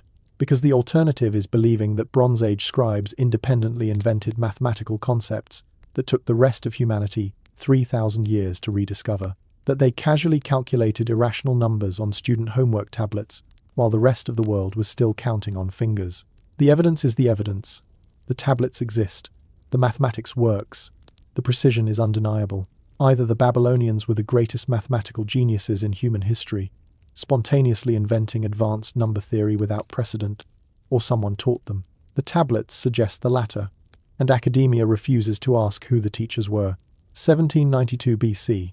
Hammurabi becomes king of Babylon, a relatively minor city-state in southern Mesopotamia. Over the next 43 years, he conquers his neighbors, builds an empire, and creates what history remembers as one of humanity's first great legal codes. The Code of Hammurabi, 282 laws carved into a black stone stele, discovered in 1901 at Susa in modern Iran, now displayed in the Louvre Museum in Paris. Every history textbook mentions it, the foundation of Western legal tradition, revolutionary principles. The birth of written law. Complete fiction. The Code of Hammurabi is not original. It is plagiarism. A copy. A political document designed to legitimize Hammurabi's rule by claiming divine authority for laws that already existed. The Code of Ur-Nammu predates Hammurabi by 300 years, 2100 BC. Ur-Nammu, founder of the third dynasty of Ur, creates a legal code with many of the same principles. Presumption of innocence, monetary compensation for injury, protection for widows and orphans, differentiated penalties based on social class. Sound familiar? Because Hammurabi copied it, almost word for word in some sections. The laws of Eshnunna, dated to approximately 1930 BC, also predate Hammurabi. 60 laws governing property rights, marriage, wages, and prices. The structure, language, and legal reasoning appear again in Hammurabi's code. The Code of Lipit Ishtar, another Sumerian king, dates to 1934 BC. 38 laws addressing family law, slavery, property disputes, and commercial regulations. Guess what? Hammurabi borrowed from this too. Hammurabi did not invent legal codes. He compiled existing laws, reorganized them, and claimed credit. Political propaganda, marketing. The stele itself gives the game away. The top shows Hammurabi receiving the laws from Shamash, the sun god, divine mandate, God-given authority. Except the laws were not given by gods. They were copied from earlier kings who actually did the work. Why does Hammurabi get the credit? Because his stele survived intact. Impressive monument, detailed carvings. The earlier codes exist only in fragments, broken tablets, incomplete texts. When archaeologists discovered Hammurabi's stele in pristine condition, they assumed it was the original, first of its kind, revolutionary achievement. Then they found the older codes. Awkward. But by then, Hammurabi was already in the textbooks. The narrative was set. Changing it would require admitting error, rewriting curriculum. Academia does not like admitting mistakes, so Hammurabi keeps the credit. And the Sumerians who actually created legal theory get footnotes. But there is something deeper happening here, something Hammurabi was trying to hide by rebranding Sumerian law as Babylonian innovation. Religious revolution. Old Sumerian religion centered on a pantheon led by Enlil, god of air and storms, Anu, the sky father, Enki, lord of wisdom and water. These were the chief deities. Each city had patron gods, but ultimate authority rested with the Sumerian pantheon established since Eridu. Hammurabi changes the story. Under Babylonian theology, Marduk becomes supreme god, not added to the pantheon, elevated above it. The Enuma Elish, the Babylonian creation epic, is rewritten to place Marduk at the center. He defeats Tiamat, the chaos dragon. He creates the world. He assigns roles to other gods. The earlier Sumerian creation stories give that role to Enlil or Enki. Marduk is a late addition, a local Babylonian deity promoted to cosmic importance through political and religious propaganda. Why does this matter? Because controlling the narrative controls the people. If Marduk is supreme god, and Marduk chose Babylon as the center of the world, then Babylon has divine right to rule. Hammurabi is not just a conqueror, he is executing heaven's will. Rewriting law codes is part of that strategy. Take the old Sumerian laws, erase their origin, present them as new divine revelation from Marduk through Hammurabi. The people follow laws they already know, but now those laws reinforce Babylonian supremacy. It worked. Babylon becomes the dominant power. Marduk becomes the chief god. The Sumerian deities are demoted to lesser roles, and history forgets where the laws actually came from. This pattern repeats throughout history. Conquerors absorb the knowledge of those they conquer, rebrand it, and claim innovation. Rome did it with Greek philosophy. Islamic scholars preserved and expanded on Greek and Persian knowledge. Then Europe claimed the Renaissance was uniquely Western achievement. The British Empire took technologies from colonized lands and patented them as British inventions. Hammurabi pioneered the technique. Steal Sumerian law. Carve it in stone. Say God gave it to you. Declare yourself the founder of civilization. 4,000 years later, it still works. His name is famous. Ur-Nammu is forgotten, but the tablets do not lie. The code of Ur-Nammu exists. The laws of Eshnunna exist. Lipit Ishtar's code exists. All of them older. All of them Sumerian. All of them proof that Hammurabi was not an innovator. He was a plagiarist with good marketing. The real lesson? History is written by those who control the narrative. The Sumerians created the law. The Babylonians took credit. And modern academia repeated the lie for over a century, because correcting it would be inconvenient. Sound familiar? Because the same thing is happening with Sumerian knowledge across every field. Astronomy, mathematics, engineering, medicine, all of it developed in Sumer, all of it later attributed to Babylonians, Greeks, or Romans who came after. The evidence is there. The tablets exist. But changing the textbooks means admitting we got it wrong, and institutions hate admitting they got it wrong. Hammurabi stole the code. History gave him the credit. And the Sumerians, who deserved recognition, got erased. Just like everything else about Mesopotamia. 1595 BC. The old Babylonian Empire collapses. Hittites from Anatolia raid Babylon, sack the city, and withdraw. In the power vacuum, a people called the Kassites move in from the Zagros Mountains and take control. For the next 440 years, the Kassites rule Babylon, longer than any other dynasty in Mesopotamian history, and historians call it a dark age. Why? Because the Kassites were foreigners, outsiders, not Sumerian, not Akkadian, not properly Mesopotamian. They spoke a different language, worshipped different gods, came from the mountains instead of the river valleys. Therefore, according to academic logic, they must have been barbarians, primitive invaders who interrupted the march of civilization. The evidence says otherwise. Kassite period Babylon sees continuous economic activity. Trade routes remain open, cuneiform literacy continues, temple construction proceeds, administrative records flow without interruption. The tablets exist, thousands of them, economic contracts, legal documents, royal inscriptions, religious texts, land grants, diplomatic correspondence. This is not a dark age. This is a functioning civilization with bureaucracy, law, commerce, and culture. But historians call it dark anyway. Why?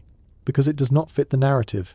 The rise and fall model, Sumerian Golden Age, Akkadian Empire, Babylonian flowering, then decline, foreign invasion, cultural collapse, eventual recovery under native dynasties. Except the Kassites did not cause decline. They preserved what came before. Kassite kings took Akkadian names, adopted Babylonian religious practices, continued Sumerian scribal traditions. They were not destroying Mesopotamian culture. They were sustaining it. The Kassite period preserves some of the most important astronomical texts, continuous observation records spanning centuries, planetary movement tracking, eclipse predictions. The data shows no interruption. The astronomers kept working. The temples kept recording. The knowledge transferred seamlessly from Babylonian scholars to Kassite administrators. This matters. Astronomical observation requires generational continuity. You cannot stop for a century and pick it up later. The records must be maintained. The methods must be taught. The data must accumulate. If the Kassite period was truly a dark age, the astronomical records would show gaps. They do not. The observations continue unbroken from the Old Babylonian period through the Kassite era into the later Babylonian dynasties. That means the temples functioned, the scribal schools operated, the knowledge transmission continued, not decline, stability. Kassite architecture also contradicts the barbarian narrative. They built and renovated temples across Babylonia. The Eanna temple at Uruk receives major reconstruction. The Isagila temple of Marduk in Babylon undergoes expansion. These are not primitive mud brick structures. These are sophisticated stone buildings with columns, courtyards, and ritual spaces requiring engineering expertise and aesthetic sensibility. Land grants from the Kassite period, recorded on Kudurus, boundary stones carved with legal text and divine symbols, show complex property law, detailed descriptions of land parcels, water rights, tax obligations, inheritance provisions, legal protections enforced by royal decree and divine curse. This is not barbarian chaos. This is bureaucratic sophistication. Diplomatic letters between Kassite kings and Egyptian pharaohs, found in the Amarna archive, reveal international relations conducted in Akkadian, the diplomatic language of the era. The Kassites were not isolated mountain tribes. They were participants in a cosmopolitan network of Bronze Age powers, trading, negotiating, exchanging gifts and royal marriages, fully integrated into Near Eastern geopolitics. So why the Dark Age label? Historiographical bias. The assumption that foreign equals inferior, that non-Sumerian dynasties must be culturally sterile. That real civilization only happens when the right ethnic groups are in charge. It is the same bias that calls the European medieval period the Dark Ages, except medieval Europe had universities, cathedrals, legal systems, and philosophical achievements. Not dark, just different from Rome, not the civilization scholars romanticized, so it gets dismissed. The Kassites suffer the same treatment, not Sumerian, therefore not worth celebrating, not Babylonian by blood, therefore not legitimate heirs to Mesopotamian greatness. But the tablets tell a different story. Continuous literacy, ongoing scholarship, preserved knowledge. The Kassites were custodians. They maintained the libraries, protected the texts, ensured that when later dynasties rose, the ancient knowledge survived. Without the Kassite period, much of what we know about Sumerian and Akkadian civilization would be lost. They copied the old tablets, preserved the epics, maintained the king lists, kept the astronomical records. They were not barbarians. They were librarians. 440 years of cultural preservation labeled as darkness because the people doing the preserving had the wrong ancestry. That says more about modern academic prejudice than ancient Kassite civilization, the dark age that was not dark, just inconvenient to the narrative. 911 BC. Adad-nirari II takes the throne of Assyria and begins a campaign of territorial expansion that will not stop for 300 years. The Neo-Assyrian Empire rises, and with it comes something the ancient world has never seen before: industrial-scale warfare. The Assyrians do not just conquer, they perfect the art of psychological terror, deportation, mass relocation of entire populations. Conquer a city, remove everyone, scatter them across the empire, replace them with people from somewhere else, break cultural ties, destroy regional identity, prevent rebellion through demographic engineering. The Assyrians moved millions of people, entire ethnic groups erased from their homelands and dispersed. The 10 lost tribes of Israel? Assyrian deportation policy. Gone. Absorbed into the empire. Never seen again. Siege warfare. The Assyrians build siege engines, battering rams mounted on wheeled platforms with armored coverings, siege towers allowing archers to fire down into cities from elevated positions, tunneling operations to undermine walls, ramps constructed to breach fortifications. They do not wait for cities to surrender, they engineer their way inside. The siege of Lachish, recorded in both Assyrian reliefs and biblical accounts, shows their methods. Lachish, a fortified city in Judah, stone walls, defensive towers, natural elevated position, should be impregnable. The Assyrians build a massive earthen ramp directly to the wall, roll siege engines up the ramp, smash through. The reliefs from Sennacherib's palace at Nineveh show the entire operation in detail. Soldiers impaled on stakes outside the walls, prisoners being tortured, families being led away into captivity. The message is clear. Resistance is futile. Surrender or suffer. But here is the contradiction. The same empire that perfects brutality also becomes the greatest preserver of knowledge in the ancient world. Ashurbanipal, king of Assyria from 669 to approximately 631 BC, military conqueror, destroyer of Elam, sacker of Thebes, and obsessive collector of texts. He builds a library at Nineveh, not a small archive, a comprehensive collection of every significant text in Mesopotamia. He sends scribes across the empire with explicit orders. Find tablets, copy them, bring them to Nineveh. Legal texts, literary works, religious hymns, medical treatises, astronomical observations, omen collections, historical chronicles, magical incantations, everything. Approximately 30,000 tablets recovered from the ruins of Ashurbanipal's library. And that is after 2,600 years of looting, destruction, and decay. Estimates suggest the original collection held over 100,000 tablets, possibly more. This is the Library of Alexandria of the ancient Near East, except it predates Alexandria by 300 years. Among the texts recovered, the most important literary works of Mesopotamian civilization, the Epic of Gilgamesh, complete version. 11 tablets telling the story of the king of Uruk, his friendship with Enkidu, the journey to the cedar forest, the death of Enkidu, and Gilgamesh's quest for immortality. This is where we got the flood story. Tablet 11. Utnapishtim's account of surviving the deluge predates the biblical Noah narrative by over 1,000 years. The Enuma Elish, Babylonian creation epic. 7 tablets describing the cosmic battle between Marduk and Tiamat, the creation of the world from her corpse, and the establishment of divine order. This text was performed ritually during the Babylonian New Year festival. Without Ashurbanipal's library, we would not have it. The Atrahasis epic, the creation of humanity, the story of the Anunnaki, the primitive worker, and the flood, critical for understanding Sumerian theology and cosmology, preserved in Ashurbanipal's collection. Medical texts describing symptoms, diagnoses, and treatments. Hundreds of tablets cataloguing diseases, herbal remedies, surgical procedures. The Assyrians had advanced medical knowledge. They understood infection. They performed surgeries. They had pharmacological treatments that actually worked. Some of their remedies, when tested by modern chemists, show legitimate therapeutic properties. Astronomical diaries. Day-by-day records of celestial observations, planetary positions, lunar phases, eclipse occurrences, atmospheric phenomena, weather patterns. These diaries span centuries. Continuous data collection passed down through generations of priests and astronomers. The precision is extraordinary. Modern astronomers use these ancient records to refine models of lunar motion and planetary orbits. Omen texts. The series Enuma, Anu, Enlil. 70 tablets listing 7,000 omens based on celestial events. If the moon is surrounded by a halo, expect rain. If Venus appears in a certain position, the king will die. If an eclipse occurs on a specific date, war will come. We dismiss this as superstition, but the observations are real. They were tracking correlations, testing hypotheses, conducting empirical research using methods available to them. Proto-science wrapped in religious language. And then there is the statement that should make every historian pause. Ashurbanipal's own inscription, carved into the library catalogue.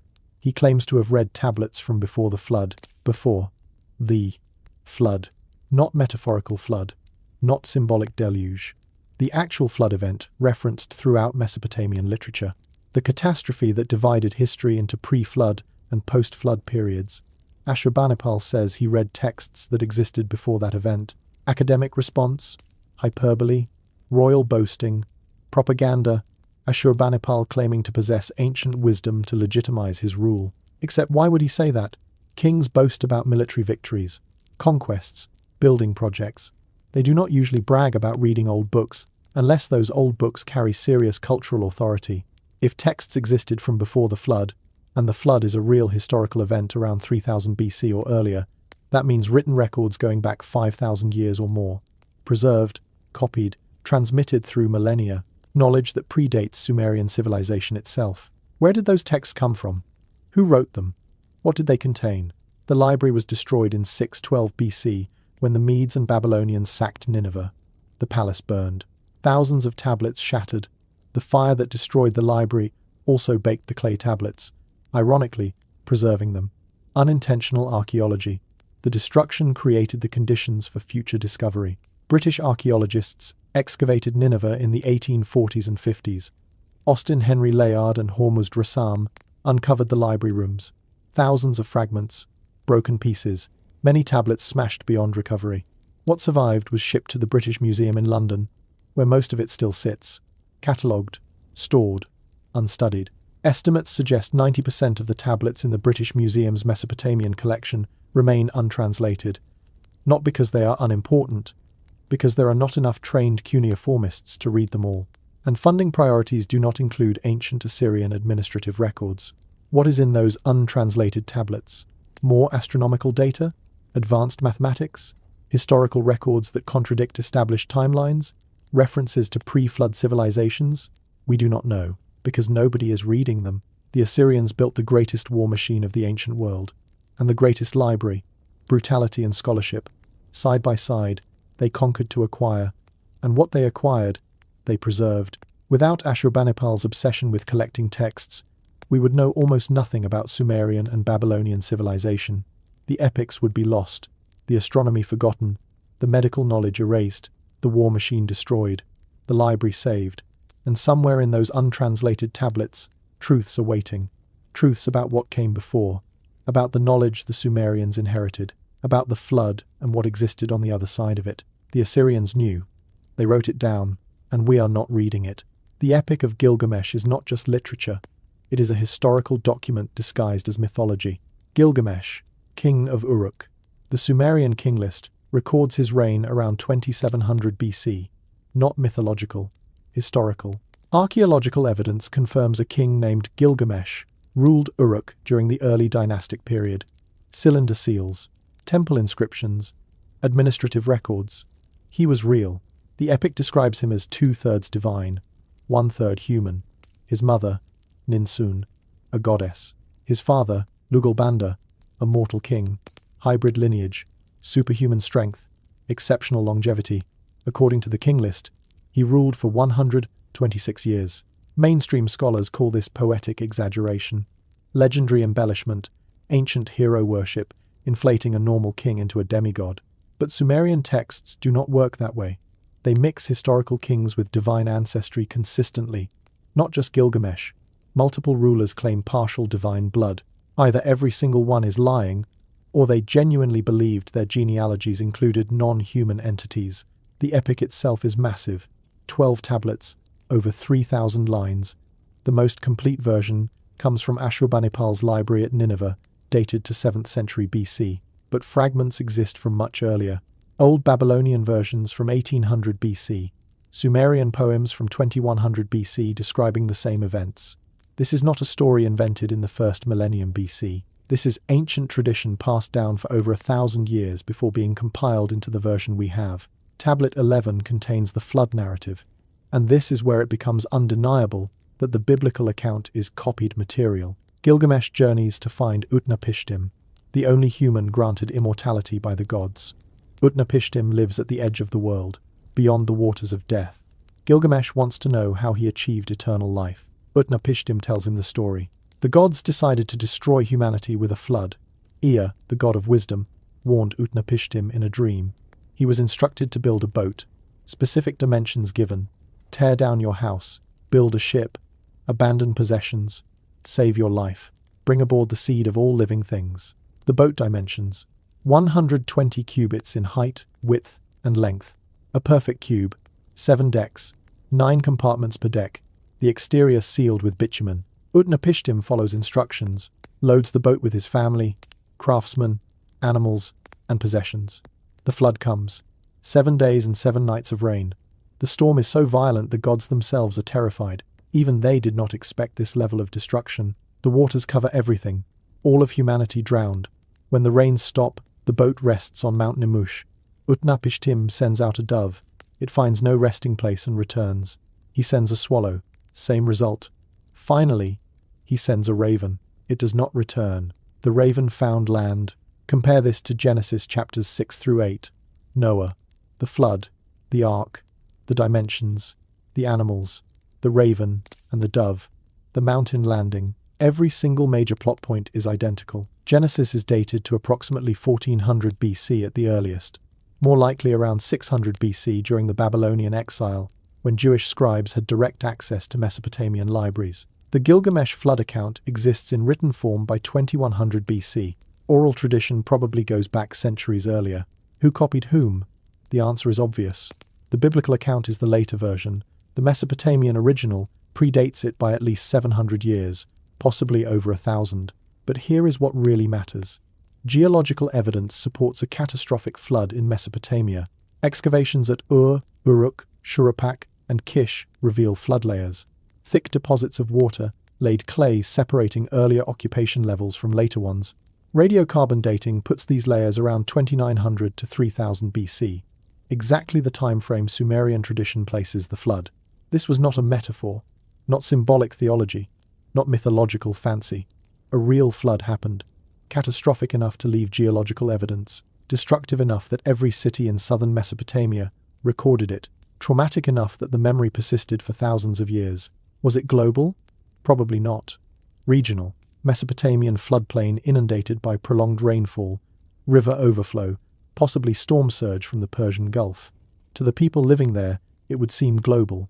Their entire world underwater, everyone they knew drowned. Utnapishtim describes the aftermath. He performs a sacrifice. The gods smell the offering and gather like flies. They are starving. Humanity, their food source, is gone. The goddess Ishtar regrets the destruction. Enlil is furious that anyone survived. But Ea defends Utnapishtim. Punishment should be proportional. Do not destroy everything. Teach lessons without genocide. This is theology wrestling with catastrophe, trying to make sense of trauma. The gods are not omniscient. They make mistakes. They regret decisions. They argue among themselves. Very human deities, or very non-human entities with human-like flaws.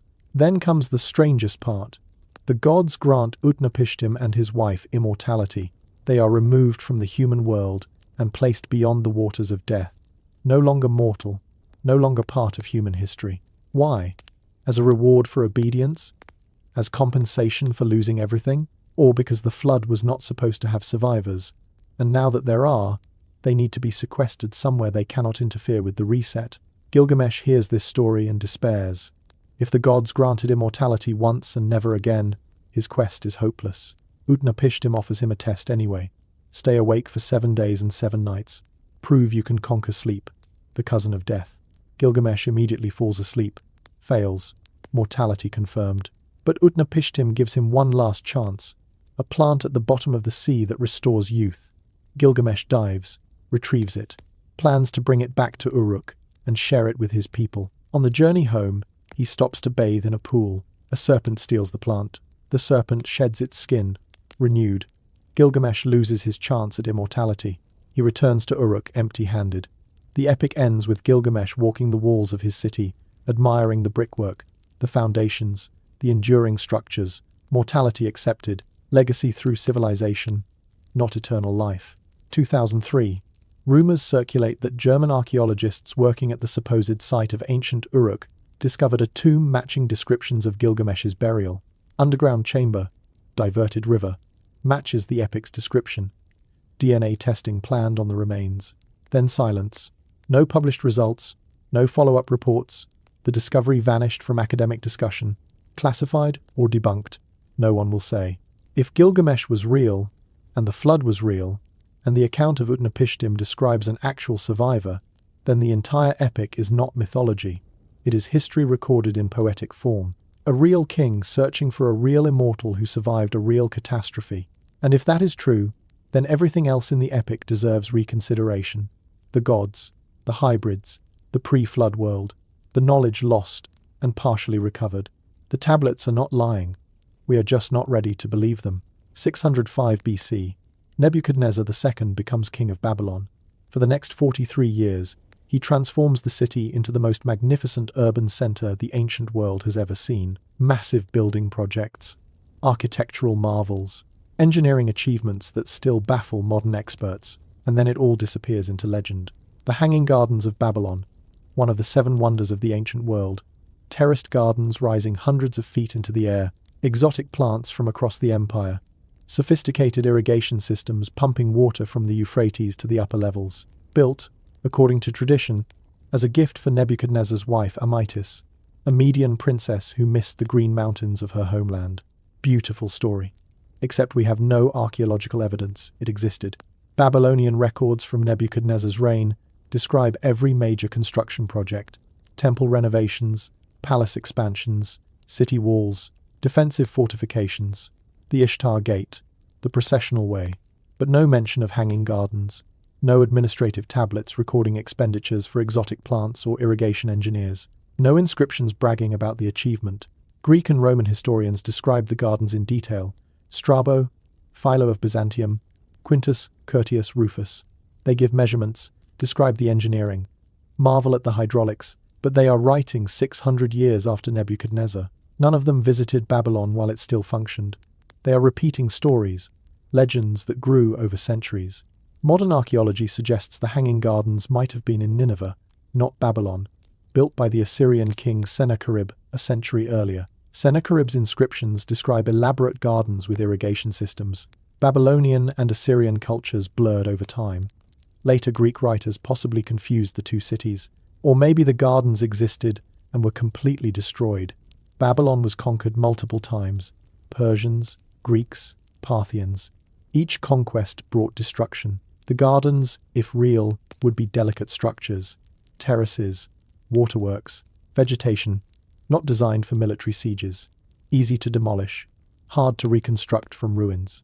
But Nebuchadnezzar definitely built something that still exists: the Ishtar Gate, massive entrance to the inner city, 40 feet tall, decorated with over 120 glazed brick reliefs of lions, dragons, and bulls.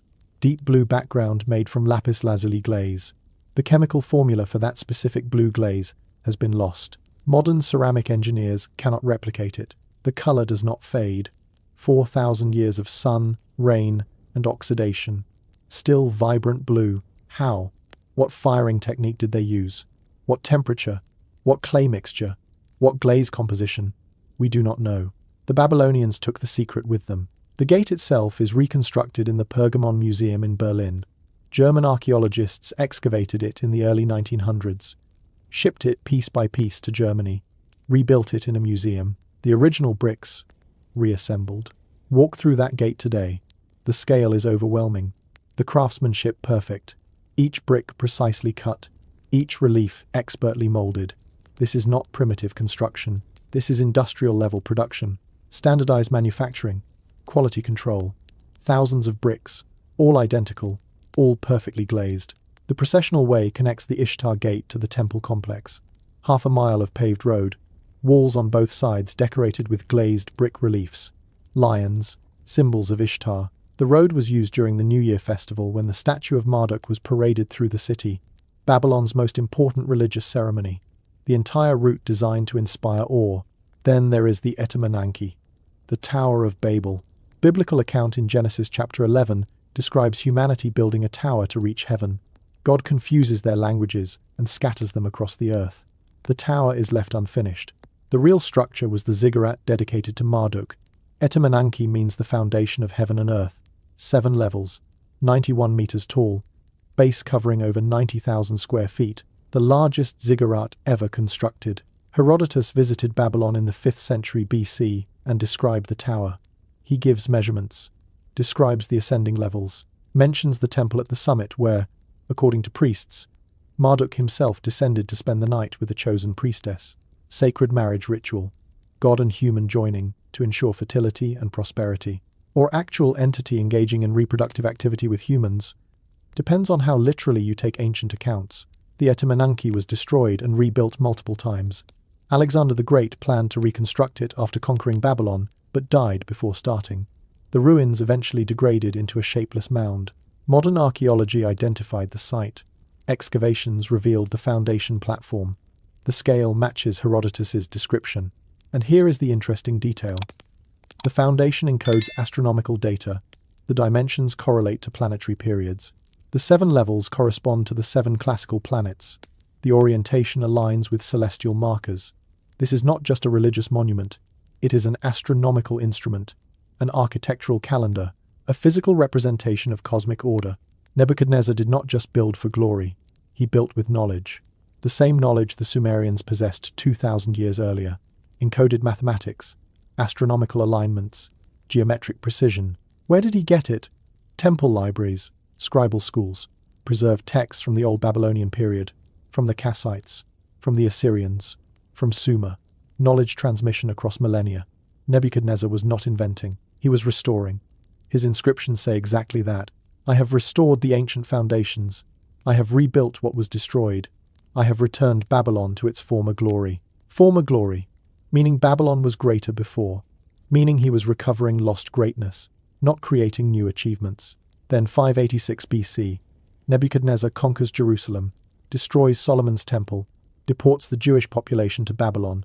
The Babylonian captivity, 70 years of exile. During this period, Jewish scribes have access to Babylonian libraries. They read cuneiform texts, study Mesopotamian astronomy, learn mathematical techniques, and they rewrite their own sacred texts. Genesis borrows from Enuma Elish. The flood narrative copies Gilgamesh. The Tower of Babel reflects Etemenanki. Jewish theology absorbs Babylonian cosmology. This is not theft. This is education. The Jews learned from the civilization that conquered them. They took Mesopotamian knowledge, reinterpreted it through monotheistic theology, and created something new. The Hebrew Bible is, in part, a synthesis of Babylonian wisdom filtered through Jewish religious philosophy. Nebuchadnezzar built wonders. Some survived, some vanished, some became legends, but all of them carried forward the ancient knowledge, the mathematics, the astronomy, the engineering, the same principles encoded in Sumerian ziggurats 3,000 years earlier. Babylon was not the beginning, it was the continuation, the latest iteration of a knowledge tradition stretching back before recorded history. And when Babylon fell, that knowledge transferred again, to Persia, to Greece, to Rome, always moving, always preserved, never fully lost. because someone, long ago, made sure it would survive. 539 BC, October 12th. The night Babylon fell without a fight. Cyrus the Great, king of Persia, stands outside the greatest fortified city in the ancient world, Babylon. Triple-layered walls. The outer wall so thick that chariot races were held on top. Defensive towers every 60 feet. Moats fed by the Euphrates. Grain storage for 20 years. Water from the river flowing directly through the city. Militarily, Babylon is impregnable. Siege tactics will not work. Starvation will not work. Time favors the defenders. Cyrus should not be able to take this city. Yet within hours, he walks through the gates unopposed. No battle, no siege, no resistance. What happened? The biblical book of Daniel provides one account. Belshazzar, grandson of Nebuchadnezzar, throws a feast. 1,000 nobles, wine flowing. They drink from sacred vessels looted from the Jerusalem temple. Sacrilege. Blasphemy. And then, during the celebration, a hand appears. Fingers writing on the palace wall. No body, just a hand. Writing words no one can read. Mene, Mene, Tekel, Uparsin. Belshazzar panics. Calls for magicians, astrologers, wise men. No one can interpret the writing.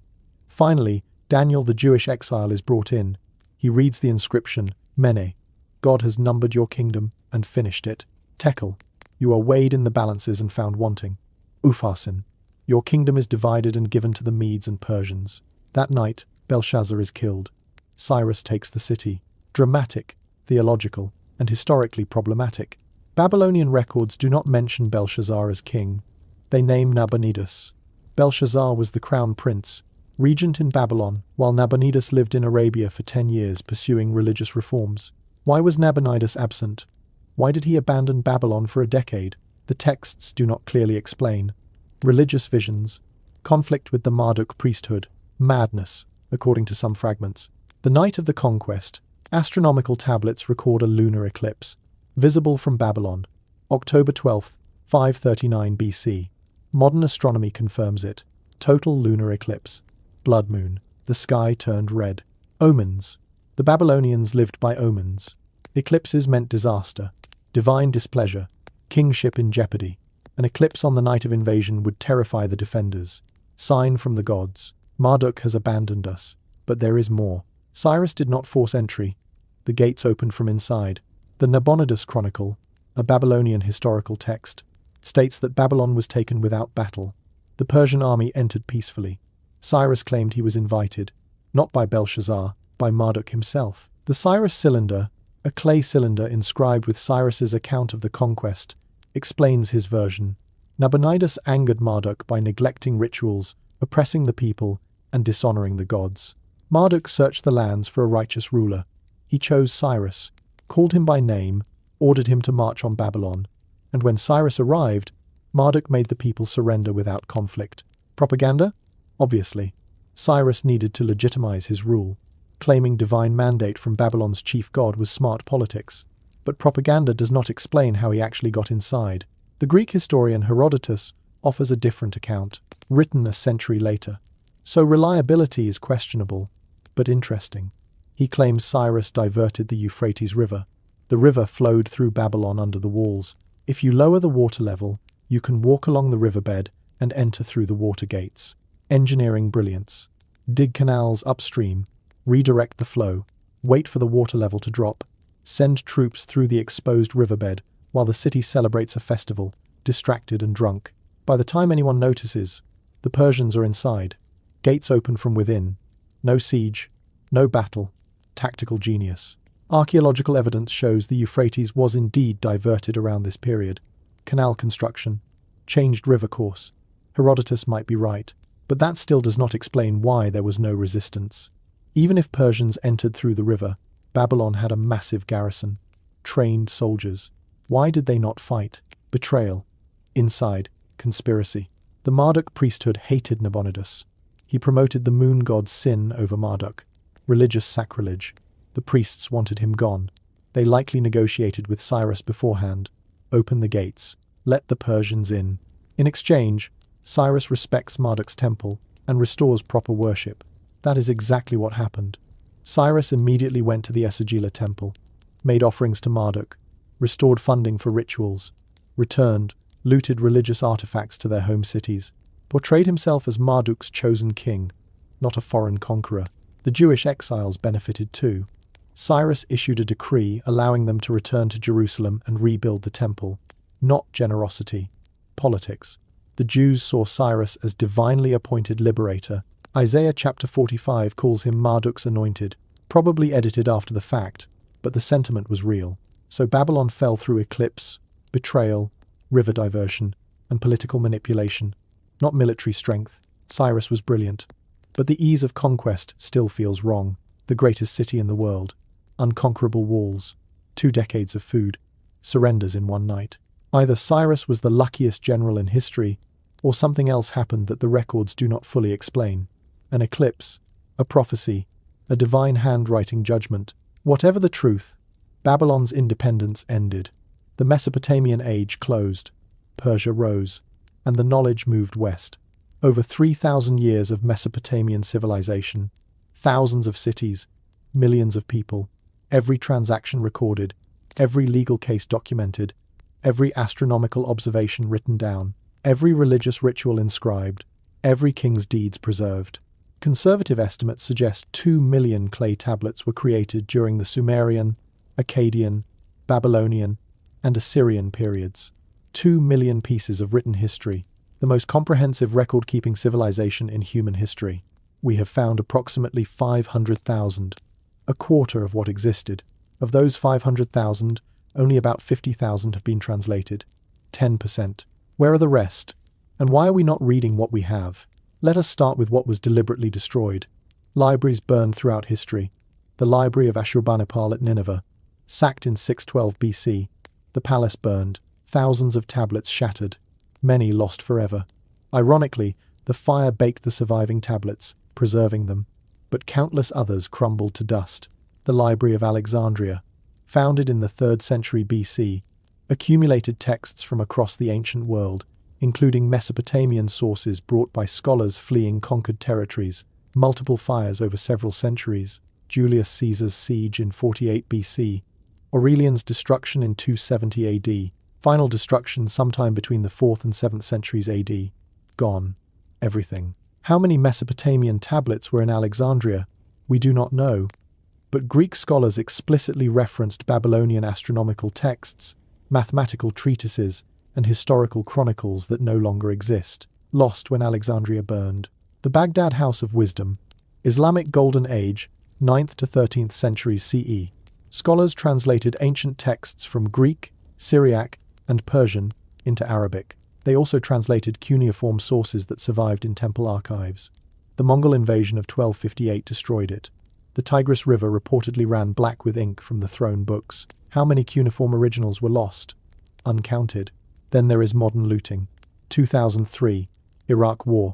The National Museum of Iraq in Baghdad. 15,000 artifacts stolen in 3 days. Some recovered, most gone. Sold on the black market. Private collections. Many were clay tablets. Administrative records. Literary texts. Religious inscriptions. Priceless historical documents, now in the hands of anonymous collectors who will never share them with scholars. US forces were present. They secured the oil ministry. They guarded certain government buildings. But the museum? Looted, while American tanks sat blocks away. The official explanation? Chaos of war. Insufficient troops. Priorities elsewhere. But witnesses reported US soldiers guarding specific rooms in the museum, preventing entry. Selective protection.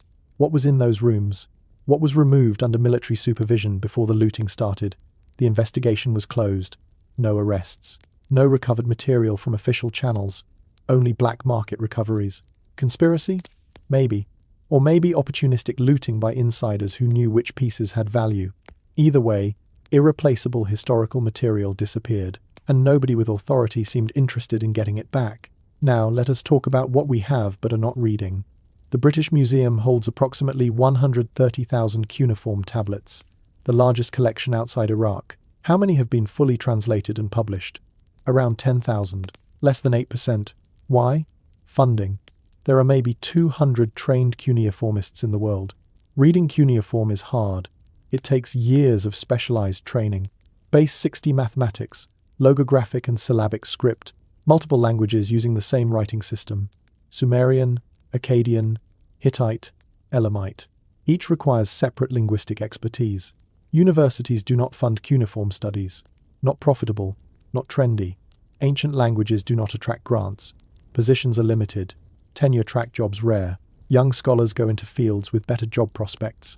The number of trained cuneiformists declines each year, so the tablets sit. Climate-controlled storage, catalogued, photographed, untouched, waiting for someone with time and funding to translate them. What is in those untranslated tablets? Administrative records, probably. Grain shipments, tax receipts, routine bureaucracy. That is what skeptics say. Boring stuff, not worth the effort. But some of those tablets are literary, religious, scientific. We know because catalogue descriptions note unusual features, astronomical data, mathematical tables, mythological narratives, just never fully translated and published. One example, the Sipper Library, discovered in 1881. Thousands of tablets from a temple archive, includes copies of texts from the Old Babylonian period and earlier, many still unpublished, sitting in the British Museum. Why? Because one scholar claimed them for personal research in the 1890s, died before finishing. The claim remained. Academic politics prevented others from working on the material for decades. Even now, access is restricted. How many other collections are locked behind similar bureaucratic nonsense? How much knowledge is sitting in storage because one researcher claimed it, then never finished the work? The Louvre holds about 25,000 tablets. Translation rate? Similar, maybe 10%. The Yale Babylonian collection, 45,000 tablets. Small percentage published. University of Pennsylvania Museum, 30,000 tablets. Fraction translated. The Istanbul Archaeological Museums, unknown number. Ottoman Empire acquired massive amounts during their control of Mesopotamia, much of it uncatalogued, some possibly still buried in basement storage. Add private collections.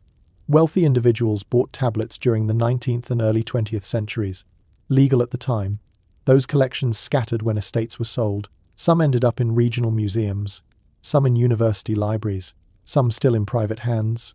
Unknown quantities, uncertain locations. Then there is the material still in the ground.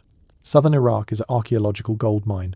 Every tell, every ancient city mound contains tablets: Ur, Uruk, Nippur, Lagash, Kish, Ummah, Girsu. Most have been partially excavated. Surveys suggest millions of tablets remain buried. Iraq's instability prevents systematic archaeology. War, sanctions, political chaos, site looting, illegal excavations, tablets dug up and sold without documentation, context lost, provenance unknown. Once a tablet leaves its archaeological context, half its value is gone. We do not know what room it came from, what period, what archive. The text might be readable, but the historical context is destroyed. ISIS deliberately destroyed archaeological sites. Palmyra, Nineveh, Mosul Museum, smashed artifacts, bulldozed ruins. How many tablets were pulverized? We will never know. So here is the reality. 2 million tablets created, 500,000 found, 50,000 translated, 1.5 million still buried or lost, 450,000 sitting in museums untouched, and the few thousand being actively studied reveal continuous astronomical observation, advanced mathematics, sophisticated legal systems, detailed mythological traditions, and references to pre-flood knowledge. What is in the 90% we have not read? What is in the 75% we have not found? What was in the libraries that burned? We are looking at Mesopotamian civilization through a keyhole. We have glimpses, fragments, partial understanding. And from those fragments, we have discovered they knew things they should not have known. Precession, planetary periods, irrational numbers, eclipse cycles, advanced engineering. Imagine what the complete picture looks like. Imagine what the untranslated tablets contain. Imagine what burned in Alexandria and Baghdad. Imagine what was looted in 2003 and sits in a billionaire's private vault. The knowledge is out there, some of it buried, some of it locked away, some of it deliberately hidden, and the people with access are not talking. Makes you wonder what they are afraid we will find. 1976. Zachariah Sitchin publishes The 12th Planet. The book presents a radical theory. The Sumerian gods, the Anunnaki, were not mythological. They were extraterrestrial beings from a planet called Nibiru with a long elliptical orbit. They came to Earth, genetically engineered humans to serve as workers, and their interactions with humanity are recorded in Sumerian texts. Sitchin bases this on his own translations of cuneiform tablets. He reads Sumerian and Akkadian, not perfectly, he admits, but well enough to engage with primary sources. He presents evidence, cylinder seals, astronomical references, creation myths, the Atrahasis epic, the Enuma Elish. He argues these texts should be read literally, not symbolically. The academic response is immediate and vicious, not debate, not scholarly refutation, personal attacks. Sitchin is called a fraud, a charlatan, an untrained amateur, spreading dangerous pseudoscience. His linguistic credentials are dismissed, his interpretations ridiculed, his theories labeled ancient astronaut nonsense. But here is the interesting part. The attacks focus on his conclusions, not his translations. Michael Heiser, a scholar with a PhD in Hebrew Bible and Semitic languages, writes extensive critiques of Sitchin. Heiser's main arguments? Sitchin mistranslates specific words, misunderstands grammatical structures, reads meanings into texts that are not there. Fair criticisms. Linguistic disputes happen. Scholars argue about translation nuances all the time, but Heiser never claims Sitchin invents text. The tablets Sitchin references exist. The passages he quotes are real. The disagreement is interpretation, not fabrication. Heiser says, Anunnaki means gods of heaven and earth, not those who from heaven to earth came. Valid linguistic debate. Both translations are plausible depending on context. Heiser says Nibiru refers to Jupiter or a celestial crossing point, not a planet. Again, debatable. The term appears in different contexts, with potentially different meanings. Heiser says the creation of humans in Atrahasis is metaphorical, not genetic engineering. Interpretation, not fact. So the academic attack on Sitchin boils down to this. He reads the texts one way, we read them another way. His way is wrong, ours is right. End of discussion. Except that is not how scholarship works. Alternative interpretations are supposed to be explored, hypotheses tested, evidence examined. If Sitchin is wrong, demonstrate it. Publish detailed rebuttals in academic journals. Engage with his arguments point by point. Let the evidence decide. That did not happen. Instead, Sitchin was blacklisted. No academic press would publish his work. No conferences invited him to speak. No universities offered him positions or research opportunities. He was exiled from mainstream academia without formal refutation. Why the hostility? Because his theory, if correct, destroys everything. If the Anunnaki were real entities, not metaphors, then human civilization was not independently developed. We were jump-started, taught, possibly created. That invalidates the entire narrative of human progress. Cultural evolution, independent invention. The idea that humans, through their own ingenuity, climbed from stone tools to cities. If Sitchin is right, we did not climb. We were lifted. And that is unacceptable to the academic establishment. Careers are built on the progressive development model. Textbooks, tenure, institutional authority. Admitting we got it wrong means admitting decades of scholarship is worthless. So instead of engaging, they dismiss. Instead of debating, they attack. And the pattern repeats with every researcher who challenges the mainstream. Graham Hancock, journalist and author, proposes that an advanced civilization existed before the Younger Dryas impact event 12,800 years ago. This civilization was destroyed. Survivors spread across the world, teaching agriculture, astronomy, and architecture to primitive hunter-gatherers. Egypt, Mesopotamia, Mesoamerica, all influenced by this lost knowledge. The evidence? Göbekli Tepe, built 11,500 years ago with no prior developmental phase. Astronomical alignments at ancient sites worldwide suggesting shared knowledge. Flood myths in over 200 cultures describing a global catastrophe. Genetic bottleneck in human populations around 12,800 years ago. Academic response? Hancock is a pseudo-archaeologist. His theories are unfounded speculation. He cherry-picks evidence. Ignore him. But Göbekli Tepe is real. The flood myths are real. The genetic bottleneck is real. The astronomical alignments are real. Hancock is connecting dots that mainstream archaeology refuses to acknowledge. Robert Schusch, PhD in geology from Yale, argues the Sphinx shows water erosion, not wind erosion. Water erosion requires prolonged rainfall. The Sphinx sits in a desert. When was there enough rain to cause that erosion? before 7000 BC, meaning the Sphinx is older than Egyptology claims. Academic response? Schoch misunderstands erosion patterns. He is wrong. The Sphinx is 4,500 years old. Case closed. Except Schoch is a geologist. Erosion is his expertise. Egyptologists are not geologists. They are historians. Yet they dismiss geological evidence because it contradicts their timeline. The pattern is clear. Challenge the timeline, get attacked. Propose alternative origins, get marginalized. Suggest advanced knowledge existed earlier than officially recognized, get blacklisted. Why? Because the current model cannot accommodate these ideas. The academic structure is rigid. Peer review enforces conformity. Journals reject papers that challenge foundational assumptions. Tenure committees punish heterodox thinking. Researchers learn quickly. Stay within bounds or lose your career. Sitchin died in 2010.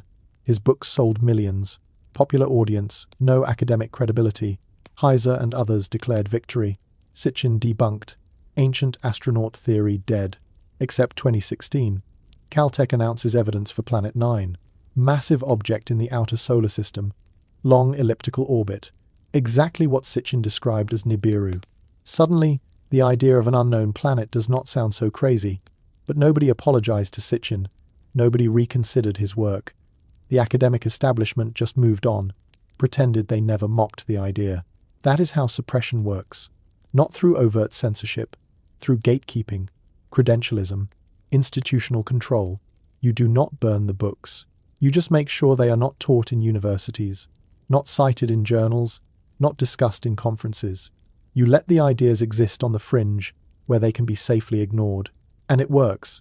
Most people trust academics. If the experts say Sitchin was wrong, he must be wrong. If Graham Hancock is labeled pseudoscience, it must be pseudoscience. If Schoch's erosion analysis is dismissed, it must be flawed. But the experts have been wrong before. Continental drift was pseudoscience until it was not. Heliocentrism was heresy until it was not. Meteorites were myths until they were not. The suppression of alternative research is not about protecting truth. It is about protecting authority.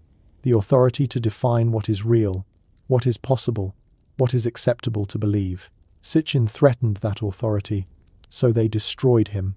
Not with evidence, with reputation attacks, and the knowledge he tried to share remains marginalized, dismissed, ignored, just like the tablets that prove he might have been right. Southern Iraq. The marshlands between the Tigris and Euphrates rivers. For 5,000 years, a population has lived here in near total isolation. The Mardan, the Marsh Arabs, living in reed houses built on floating islands. Fishing, raising water buffalo, speaking a dialect of Arabic mixed with older linguistic elements, culturally distinct from surrounding populations. Saddam Hussein drained the marshes in the 1990s. Political retaliation. The Marsh Arabs supported Shia uprisings. Saddam punished them by destroying their environment. Massive drainage projects diverted water. The marshes dried up. 90% of the wetlands disappeared. The population scattered. Refugee crisis. After Saddam's fall, restoration efforts began. Water returned. Marshes reflooded. Some Marsh Arabs came back. Not many. The culture is dying. Within a generation, this 5,000-year continuity will be gone. But before that happens, geneticists studied them and found something unexpected. 2011. A genetic study published in BMC Evolutionary Biology. Researchers analyzed mitochondrial DNA and Y chromosome haplogroups from Marsh Arab populations. The goal was to trace their ancestry, determine their origins, see if they were recent migrants or indigenous inhabitants. The results showed deep ancestry. The Marsh Arabs are not recent arrivals. They are directly descended from ancient Mesopotamian populations. Genetic continuity stretching back thousands of years. They are the living descendants of the Sumerians, isolated for millennia. Minimal genetic mixing with surrounding Arabs, Persians, or Turks. The marshes protected them. Geographic isolation preserved their bloodline. They carry Sumerian DNA. That alone is interesting. A living population genetically linked to ancient Sumer. Anthropological treasure, cultural preservation, linguistic remnants, possibly traceable to Sumerian roots. But the study found something else. Something buried in the supplementary data. Something not emphasized in the published abstract. Unusual haplogroups. Genetic markers that do not fit neatly into known human population distributions. The researchers noted anomalous sequences in both mitochondrial and Y chromosome DNA. Not Neanderthal, not Denisovan. Those are known archaic human lineages with established genetic signatures. This was different. The paper suggests sequencing error, contamination, standard academic hedging when data does not fit expectations. But contamination affects random samples. This appeared in multiple individuals. Consistent pattern, specific markers. 2016. A follow-up study. Limited publication. Specialized journal. Low visibility. The research expanded on the earlier findings, analyzed more samples, used higher resolution sequencing techniques. The conclusion, carefully worded. Evidence of possible admixture event approximately 6,000 years ago with an unidentified genetic contributor. Admixture event, scientific language for interbreeding, breeding with something, not modern humans, not known archaic humans. Unidentified contributor. The study was not widely covered. No press releases, no mainstream media. It appeared in a genetics journal, got filed away, cited in a few subsequent papers, then silence. Why? Because the implications are uncomfortable. If Marsh Arabs, direct descendants of Sumerians, carry genetic markers from an unknown source, that unknown source was in Mesopotamia 6,000 years ago. Right when Sumerian civilization appears, right when advanced knowledge shows up fully formed. The Sumerians said the Anunnaki mixed their essence with humans, created a hybrid worker. The texts describe it explicitly. Take clay, meaning biological material, mix with divine blood, meaning genetic essence. Create Lulu Amalu, the mixed being. Modern genetics finds evidence of mixing. Unidentified contributor, 6,000 years ago. Exactly the time frame. Coincidence? Or confirmation? The academic response is predictable. Ghost population, unknown human group that went extinct. No evidence, but that is the assumption. Cannot be non-human, must be human. Therefore, unknown humans. Except we have sequenced Neanderthal genomes, Denisovan genomes. We know what archaic human DNA looks like. This does not match. So either there is another archaic human lineage we have not discovered, which is possible, or the unidentified contributor was not human. Nobody wants to say that. Career suicide. But the data is there. Other studies show similar anomalies.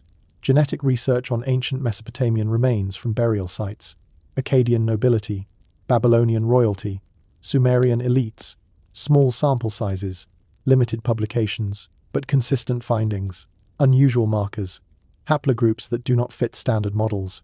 Most of this research is not public, institutional access only, published in paywalled journals, datasets not released, requests for raw sequencing data denied, academic gatekeeping.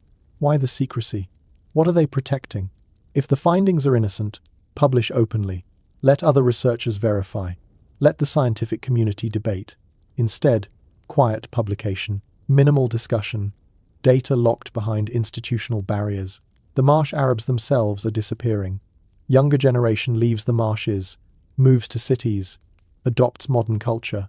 The genetic isolation is ending. Intermarriage with surrounding populations dilutes the unique markers. In 50 years, the opportunity to study this population will be gone. Some researchers are urgently collecting samples, genetic databases, preservation efforts, but funding is limited. Iraqi instability complicates research. International teams face bureaucratic obstacles. The window is closing, and the questions remain. What is the unidentified contributor? Why 6,000 years ago? Why specifically in Mesopotamia? Why in the population descended from the people who claim they were genetically created by the Anunnaki? The texts say one thing. The genetics suggest something. Academia refuses to connect them. The Marsh Arabs carry the answer in their DNA. Living proof, walking evidence, and nobody with authority wants to ask the right questions. Because if the Sumerians were right, everything changes. And everything changing is not acceptable. So the data gets buried. The studies get ignored. The Marsh Arabs fade away, and the secret dies with them, unless someone looks before it is too late. You woke up this morning, checked the time, saw that it was 7:30, 60 minutes per hour, 60 seconds per minute. You did not invent that system. The Sumerians did, 4,000 years ago. Base 60 timekeeping, directly inherited from Mesopotamia. No modification. We still use their system because it works better than anything else we have tried. 12 hours per half day, 60 minutes, 60 seconds, 24-hour cycle. All Sumerian. You looked at the calendar. 7 days per week, Monday through Sunday, each day named after celestial bodies. Sunday, Moon Day, the 5 visible planets filling out the rest. That is Sumerian astronomy. 7 classical planets. 7-day week. Adopted by Babylonians. Passed to Jews during the exile. Spread through Christianity and Islam. Global standard. Sumerian origin. You went to work. Signed a contract. Employment agreement. Legal document. Terms and conditions. Binding obligations. Dispute resolution. That structure? Code of Ur-Nammu. 2100 BC. The first written legal framework establishing contractual law. Property rights. Employer-employee relationships. Monetary compensation for breach of agreement. Your employment contract descends directly from Sumerian legal theory. You stopped at the bank, deposited a check. The bank pays you interest on savings, charges, interest on loans, interest rates, banking, credit systems. Invented in Mesopotamia. Temple banks in Ur and Babylon lent grain at interest. Calculated returns, managed accounts. The first bankers were Sumerian priests. Your savings account is 4,000-year-old technology. You paid with currency. Money. Standardized units of value. The shekel. Babylonian weight measurement that became currency. Modern shekel. Same name. Same concept. Medium of exchange. Store of value. Unit of account. Mesopotamian economic innovation. At lunch, you checked your phone. Saw a notification. 12 new messages. Base 12 system embedded in English. A dozen. A gross? 12 dozens. Why 12? Because the Sumerians used base 60, which is highly divisible, and 12 is a factor. 12 months in a year. 12 zodiac signs. 12 inches in a foot. Babylonian mathematics influencing measurement systems worldwide. Speaking of zodiac, you read your horoscope. Aries, Taurus, Gemini, the zodiac constellations, named and defined by Babylonian astronomers, the 12 signs, the ecliptic path, the astrological houses, all Mesopotamian. Astrology is Babylonian astronomy filtered through Greek mysticism. You are reading Sumerian star charts every time you check your horoscope. 360 degrees in a circle. Why? Base 60. 6 times 60. The Babylonians divided the celestial sphere into 360 degrees because their mathematical system made it convenient. We kept it. Every compass, every protractor, every navigational chart. Babylonian geometry. You drove home, stopped at a red light. Traffic laws, rules of the road, standardized regulations, the concept of codified rules governing public behavior. Hammurabi's code. Well, actually Ur-Nammu's, but the idea stands. Legal codes regulate society. Violations carry defined penalties. Law and order. Mesopotamian invention. You bought groceries. The store used scales, weights and measures. Standardized units ensuring fair trade. The concept of regulation to prevent fraud.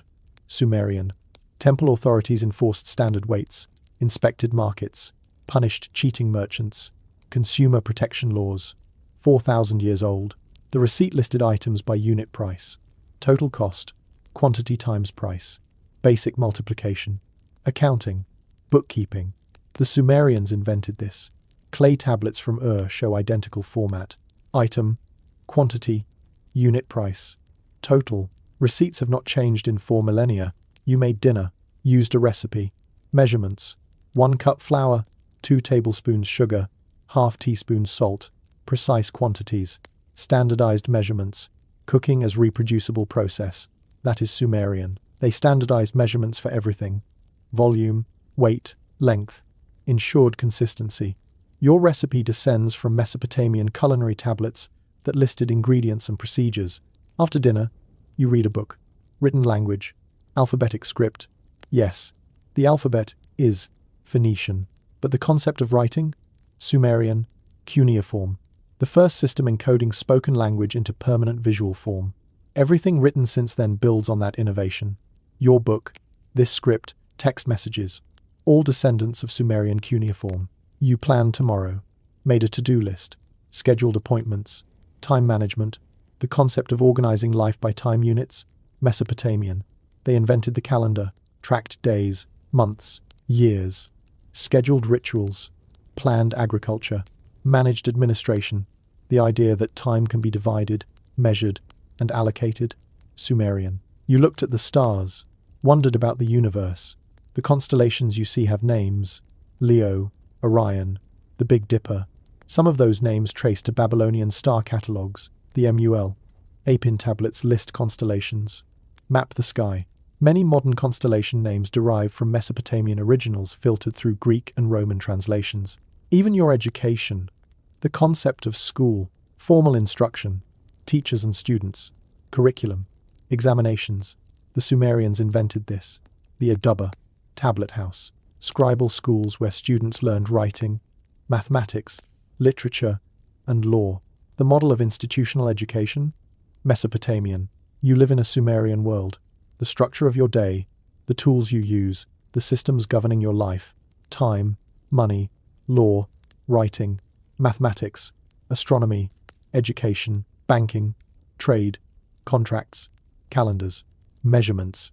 All of it traces back to Mesopotamia. Not metaphorically, literally. Direct inheritance. These are not independent inventions that happen to resemble Sumerian practices. These are Sumerian inventions that never got replaced because they work. You have been taught that civilization is a collective human achievement, gradual progress, many cultures contributing. That is true. But the foundation, the core systems that make modern life possible, Sumerian. They built the platform. Everyone else built on top of it. And most people have no idea. You check the time, 9:45. Time for bed, 60-minute hours, base 60 system. You set an alarm, 7:30 tomorrow. Same cycle repeats. Sumerian time, Sumerian calendar, Sumerian mathematics. You are living in a world they designed. 4,000 years later, still running on Mesopotamian operating systems, and nobody told you.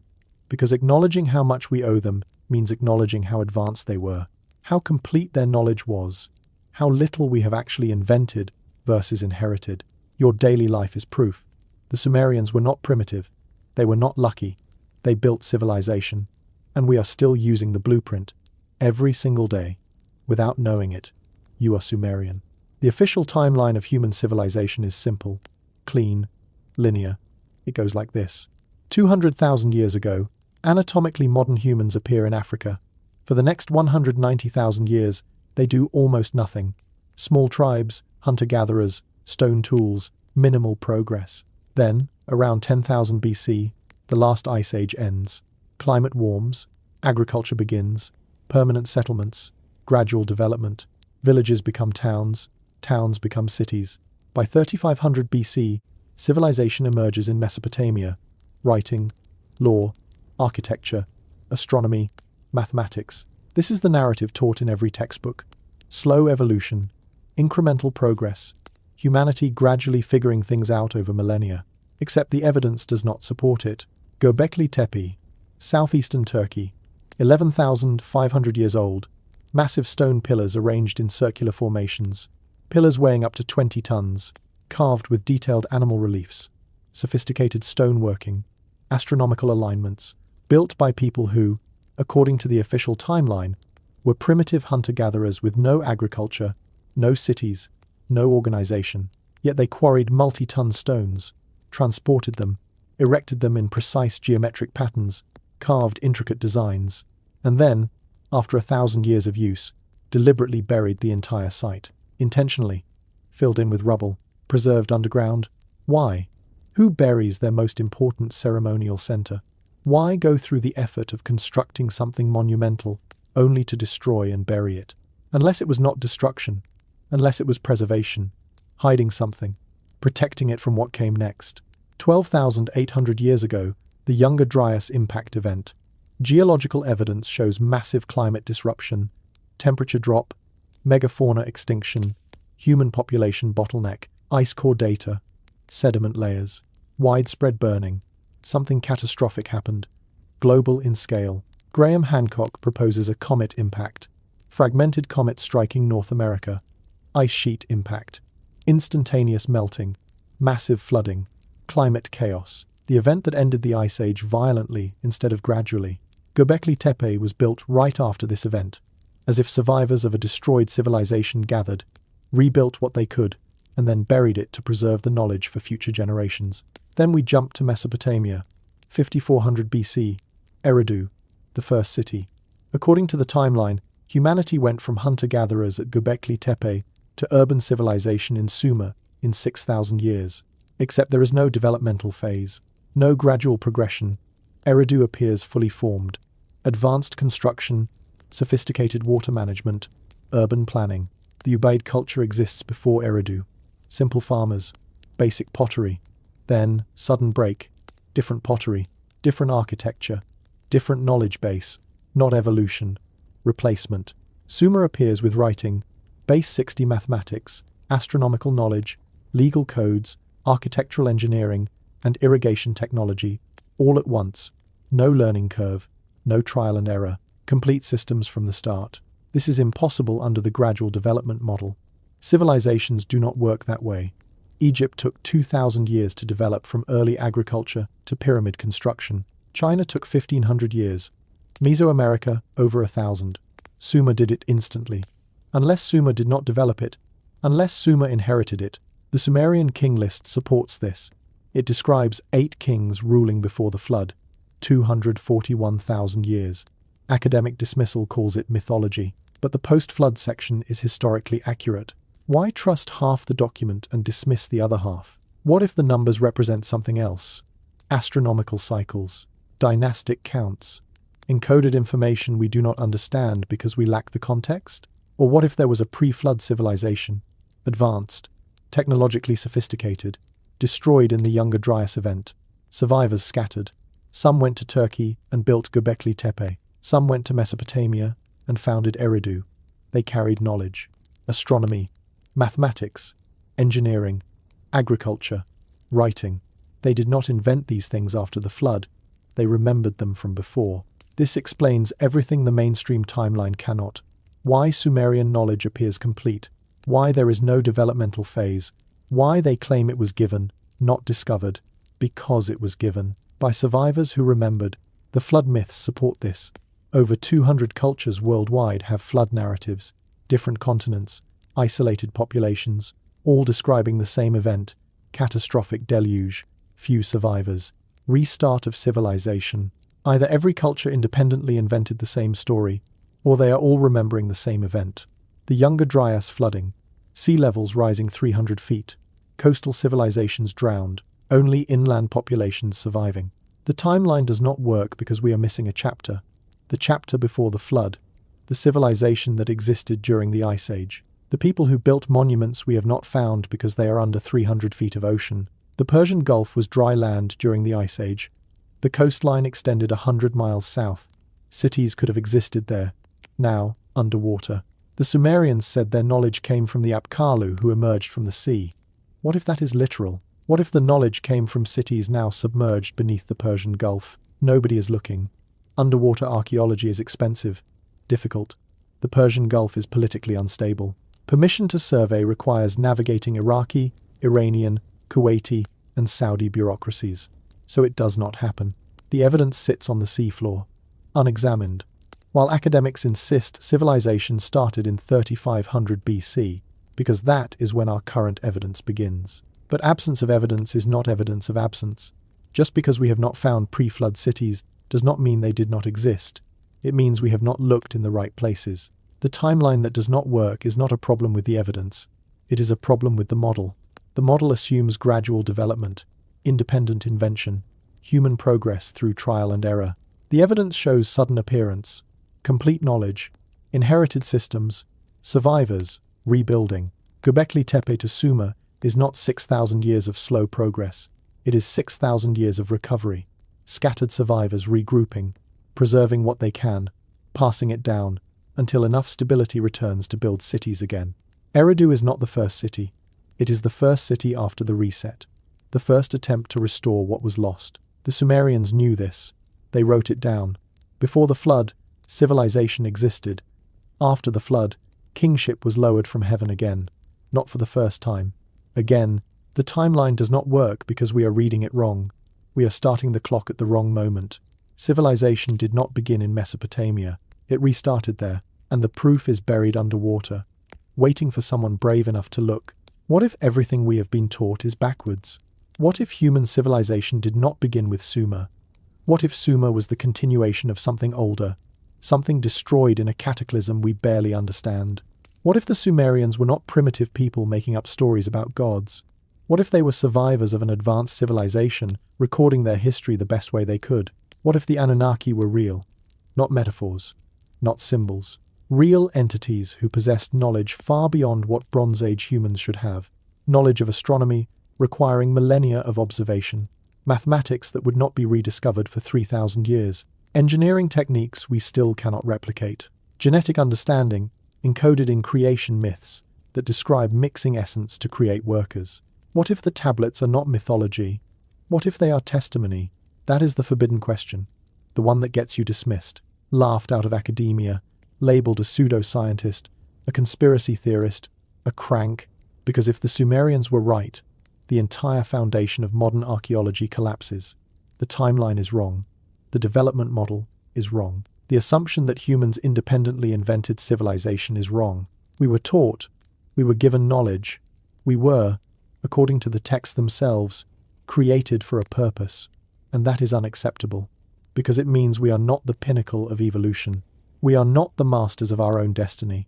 We are the result of intervention, genetic manipulation, guided development. The evidence keeps pointing in that direction. Impossible astronomical knowledge, sudden appearance of complex systems, mathematical sophistication appearing fully formed, genetic anomalies in Mesopotamian descendants, flood myths across every culture, underwater ruins we refuse to explore, tablets we refuse to translate, every piece of suppressed evidence, every dismissed researcher, every untranslated tablet sitting in museum storage, every academic career destroyed for asking the wrong questions. It all protects the same narrative. Humans did it alone. Slow progress. Independent achievement. But what if we did not? What if the Younger Dryas impact destroyed an advanced pre-flood civilization? What if survivors carried their knowledge to Göbekli Tepe, to Eridu, to sites we have not discovered yet? What if those survivors were the Apkallu, the Seven Sages, the teachers who came from the sea? What if Mesopotamia was not the birth of civilization but the rebirth? The establishment cannot allow this question. Too much depends on the current model. Textbooks, university programs, research grants, institutional authority, careers spanning decades built on the assumption that we know how civilization began. Admitting we might be wrong means admitting we might have to start over, rewrite history, reconsider everything, and institutions do not like starting over. So they suppress, they dismiss, they attack, they protect the narrative at all costs. But the evidence does not care about careers. The tablets do not care about textbooks. The DNA does not care about institutional authority. The truth is carved in stone, written in clay, encoded in genes, buried underwater, sitting in museum storage, waiting. The Sumerians told us what happened. They wrote it down. They preserved it for thousands of years. They passed it through generations. They wanted us to know. The question is not what happened. We have the answer. The Sumerians gave it to us. The question is whether we have the courage to believe them. So here we are. 2 hours. 7,000 years of history. Tablets that should not exist. Knowledge that should not be possible. Evidence that keeps pointing in one direction, while academia keeps looking the other way. I have shown you what they found in the ruins. I have shown you what sits untranslated in museums. I have shown you what the Sumerians actually wrote versus what you were taught they meant. Now the question is yours. What do you believe? Do you trust the institutions that tell you Göbekli Tepe was built by primitive hunter-gatherers with stone tools and good luck? That Sumer invented writing, mathematics, and astronomy overnight through random innovation? That the Anunnaki were imaginary sky gods invented by people who documented everything else with obsessive accuracy? Or do you trust the evidence? The tablets, the DNA, the astronomical impossibilities, the suppressed research, the untranslated texts, the underwater cities no one will explore. This is just the beginning. I have barely scratched the surface. There are connections between Mesopotamia and Egypt that will blow your mind. Questions about the pyramids that tie directly back to Sumerian knowledge. Evidence of a global network of pre-flood sites sharing the same advanced understanding. If you want to see that investigation, subscribe, hit the notification bell, because the establishment does not want these connections made. They do not want you asking these questions, and they definitely do not want you finding the answers. Drop a comment. Tell me where you are watching from. Tell me what time it is right now. Let me know which part of this documentary hit you hardest. The astronomy, the genetics, the suppression. I read every comment. This community is built on people who refuse to accept the official story. The truth is not hidden. It is ignored. The Sumerians left us the evidence. They wrote it down. They preserved it. They wanted future generations to know. We are those future generations, and the truth is waiting for us to stop ignoring it. My name is Mr. H. The evidence is in plain sight. You just have to know where to look. And now you do.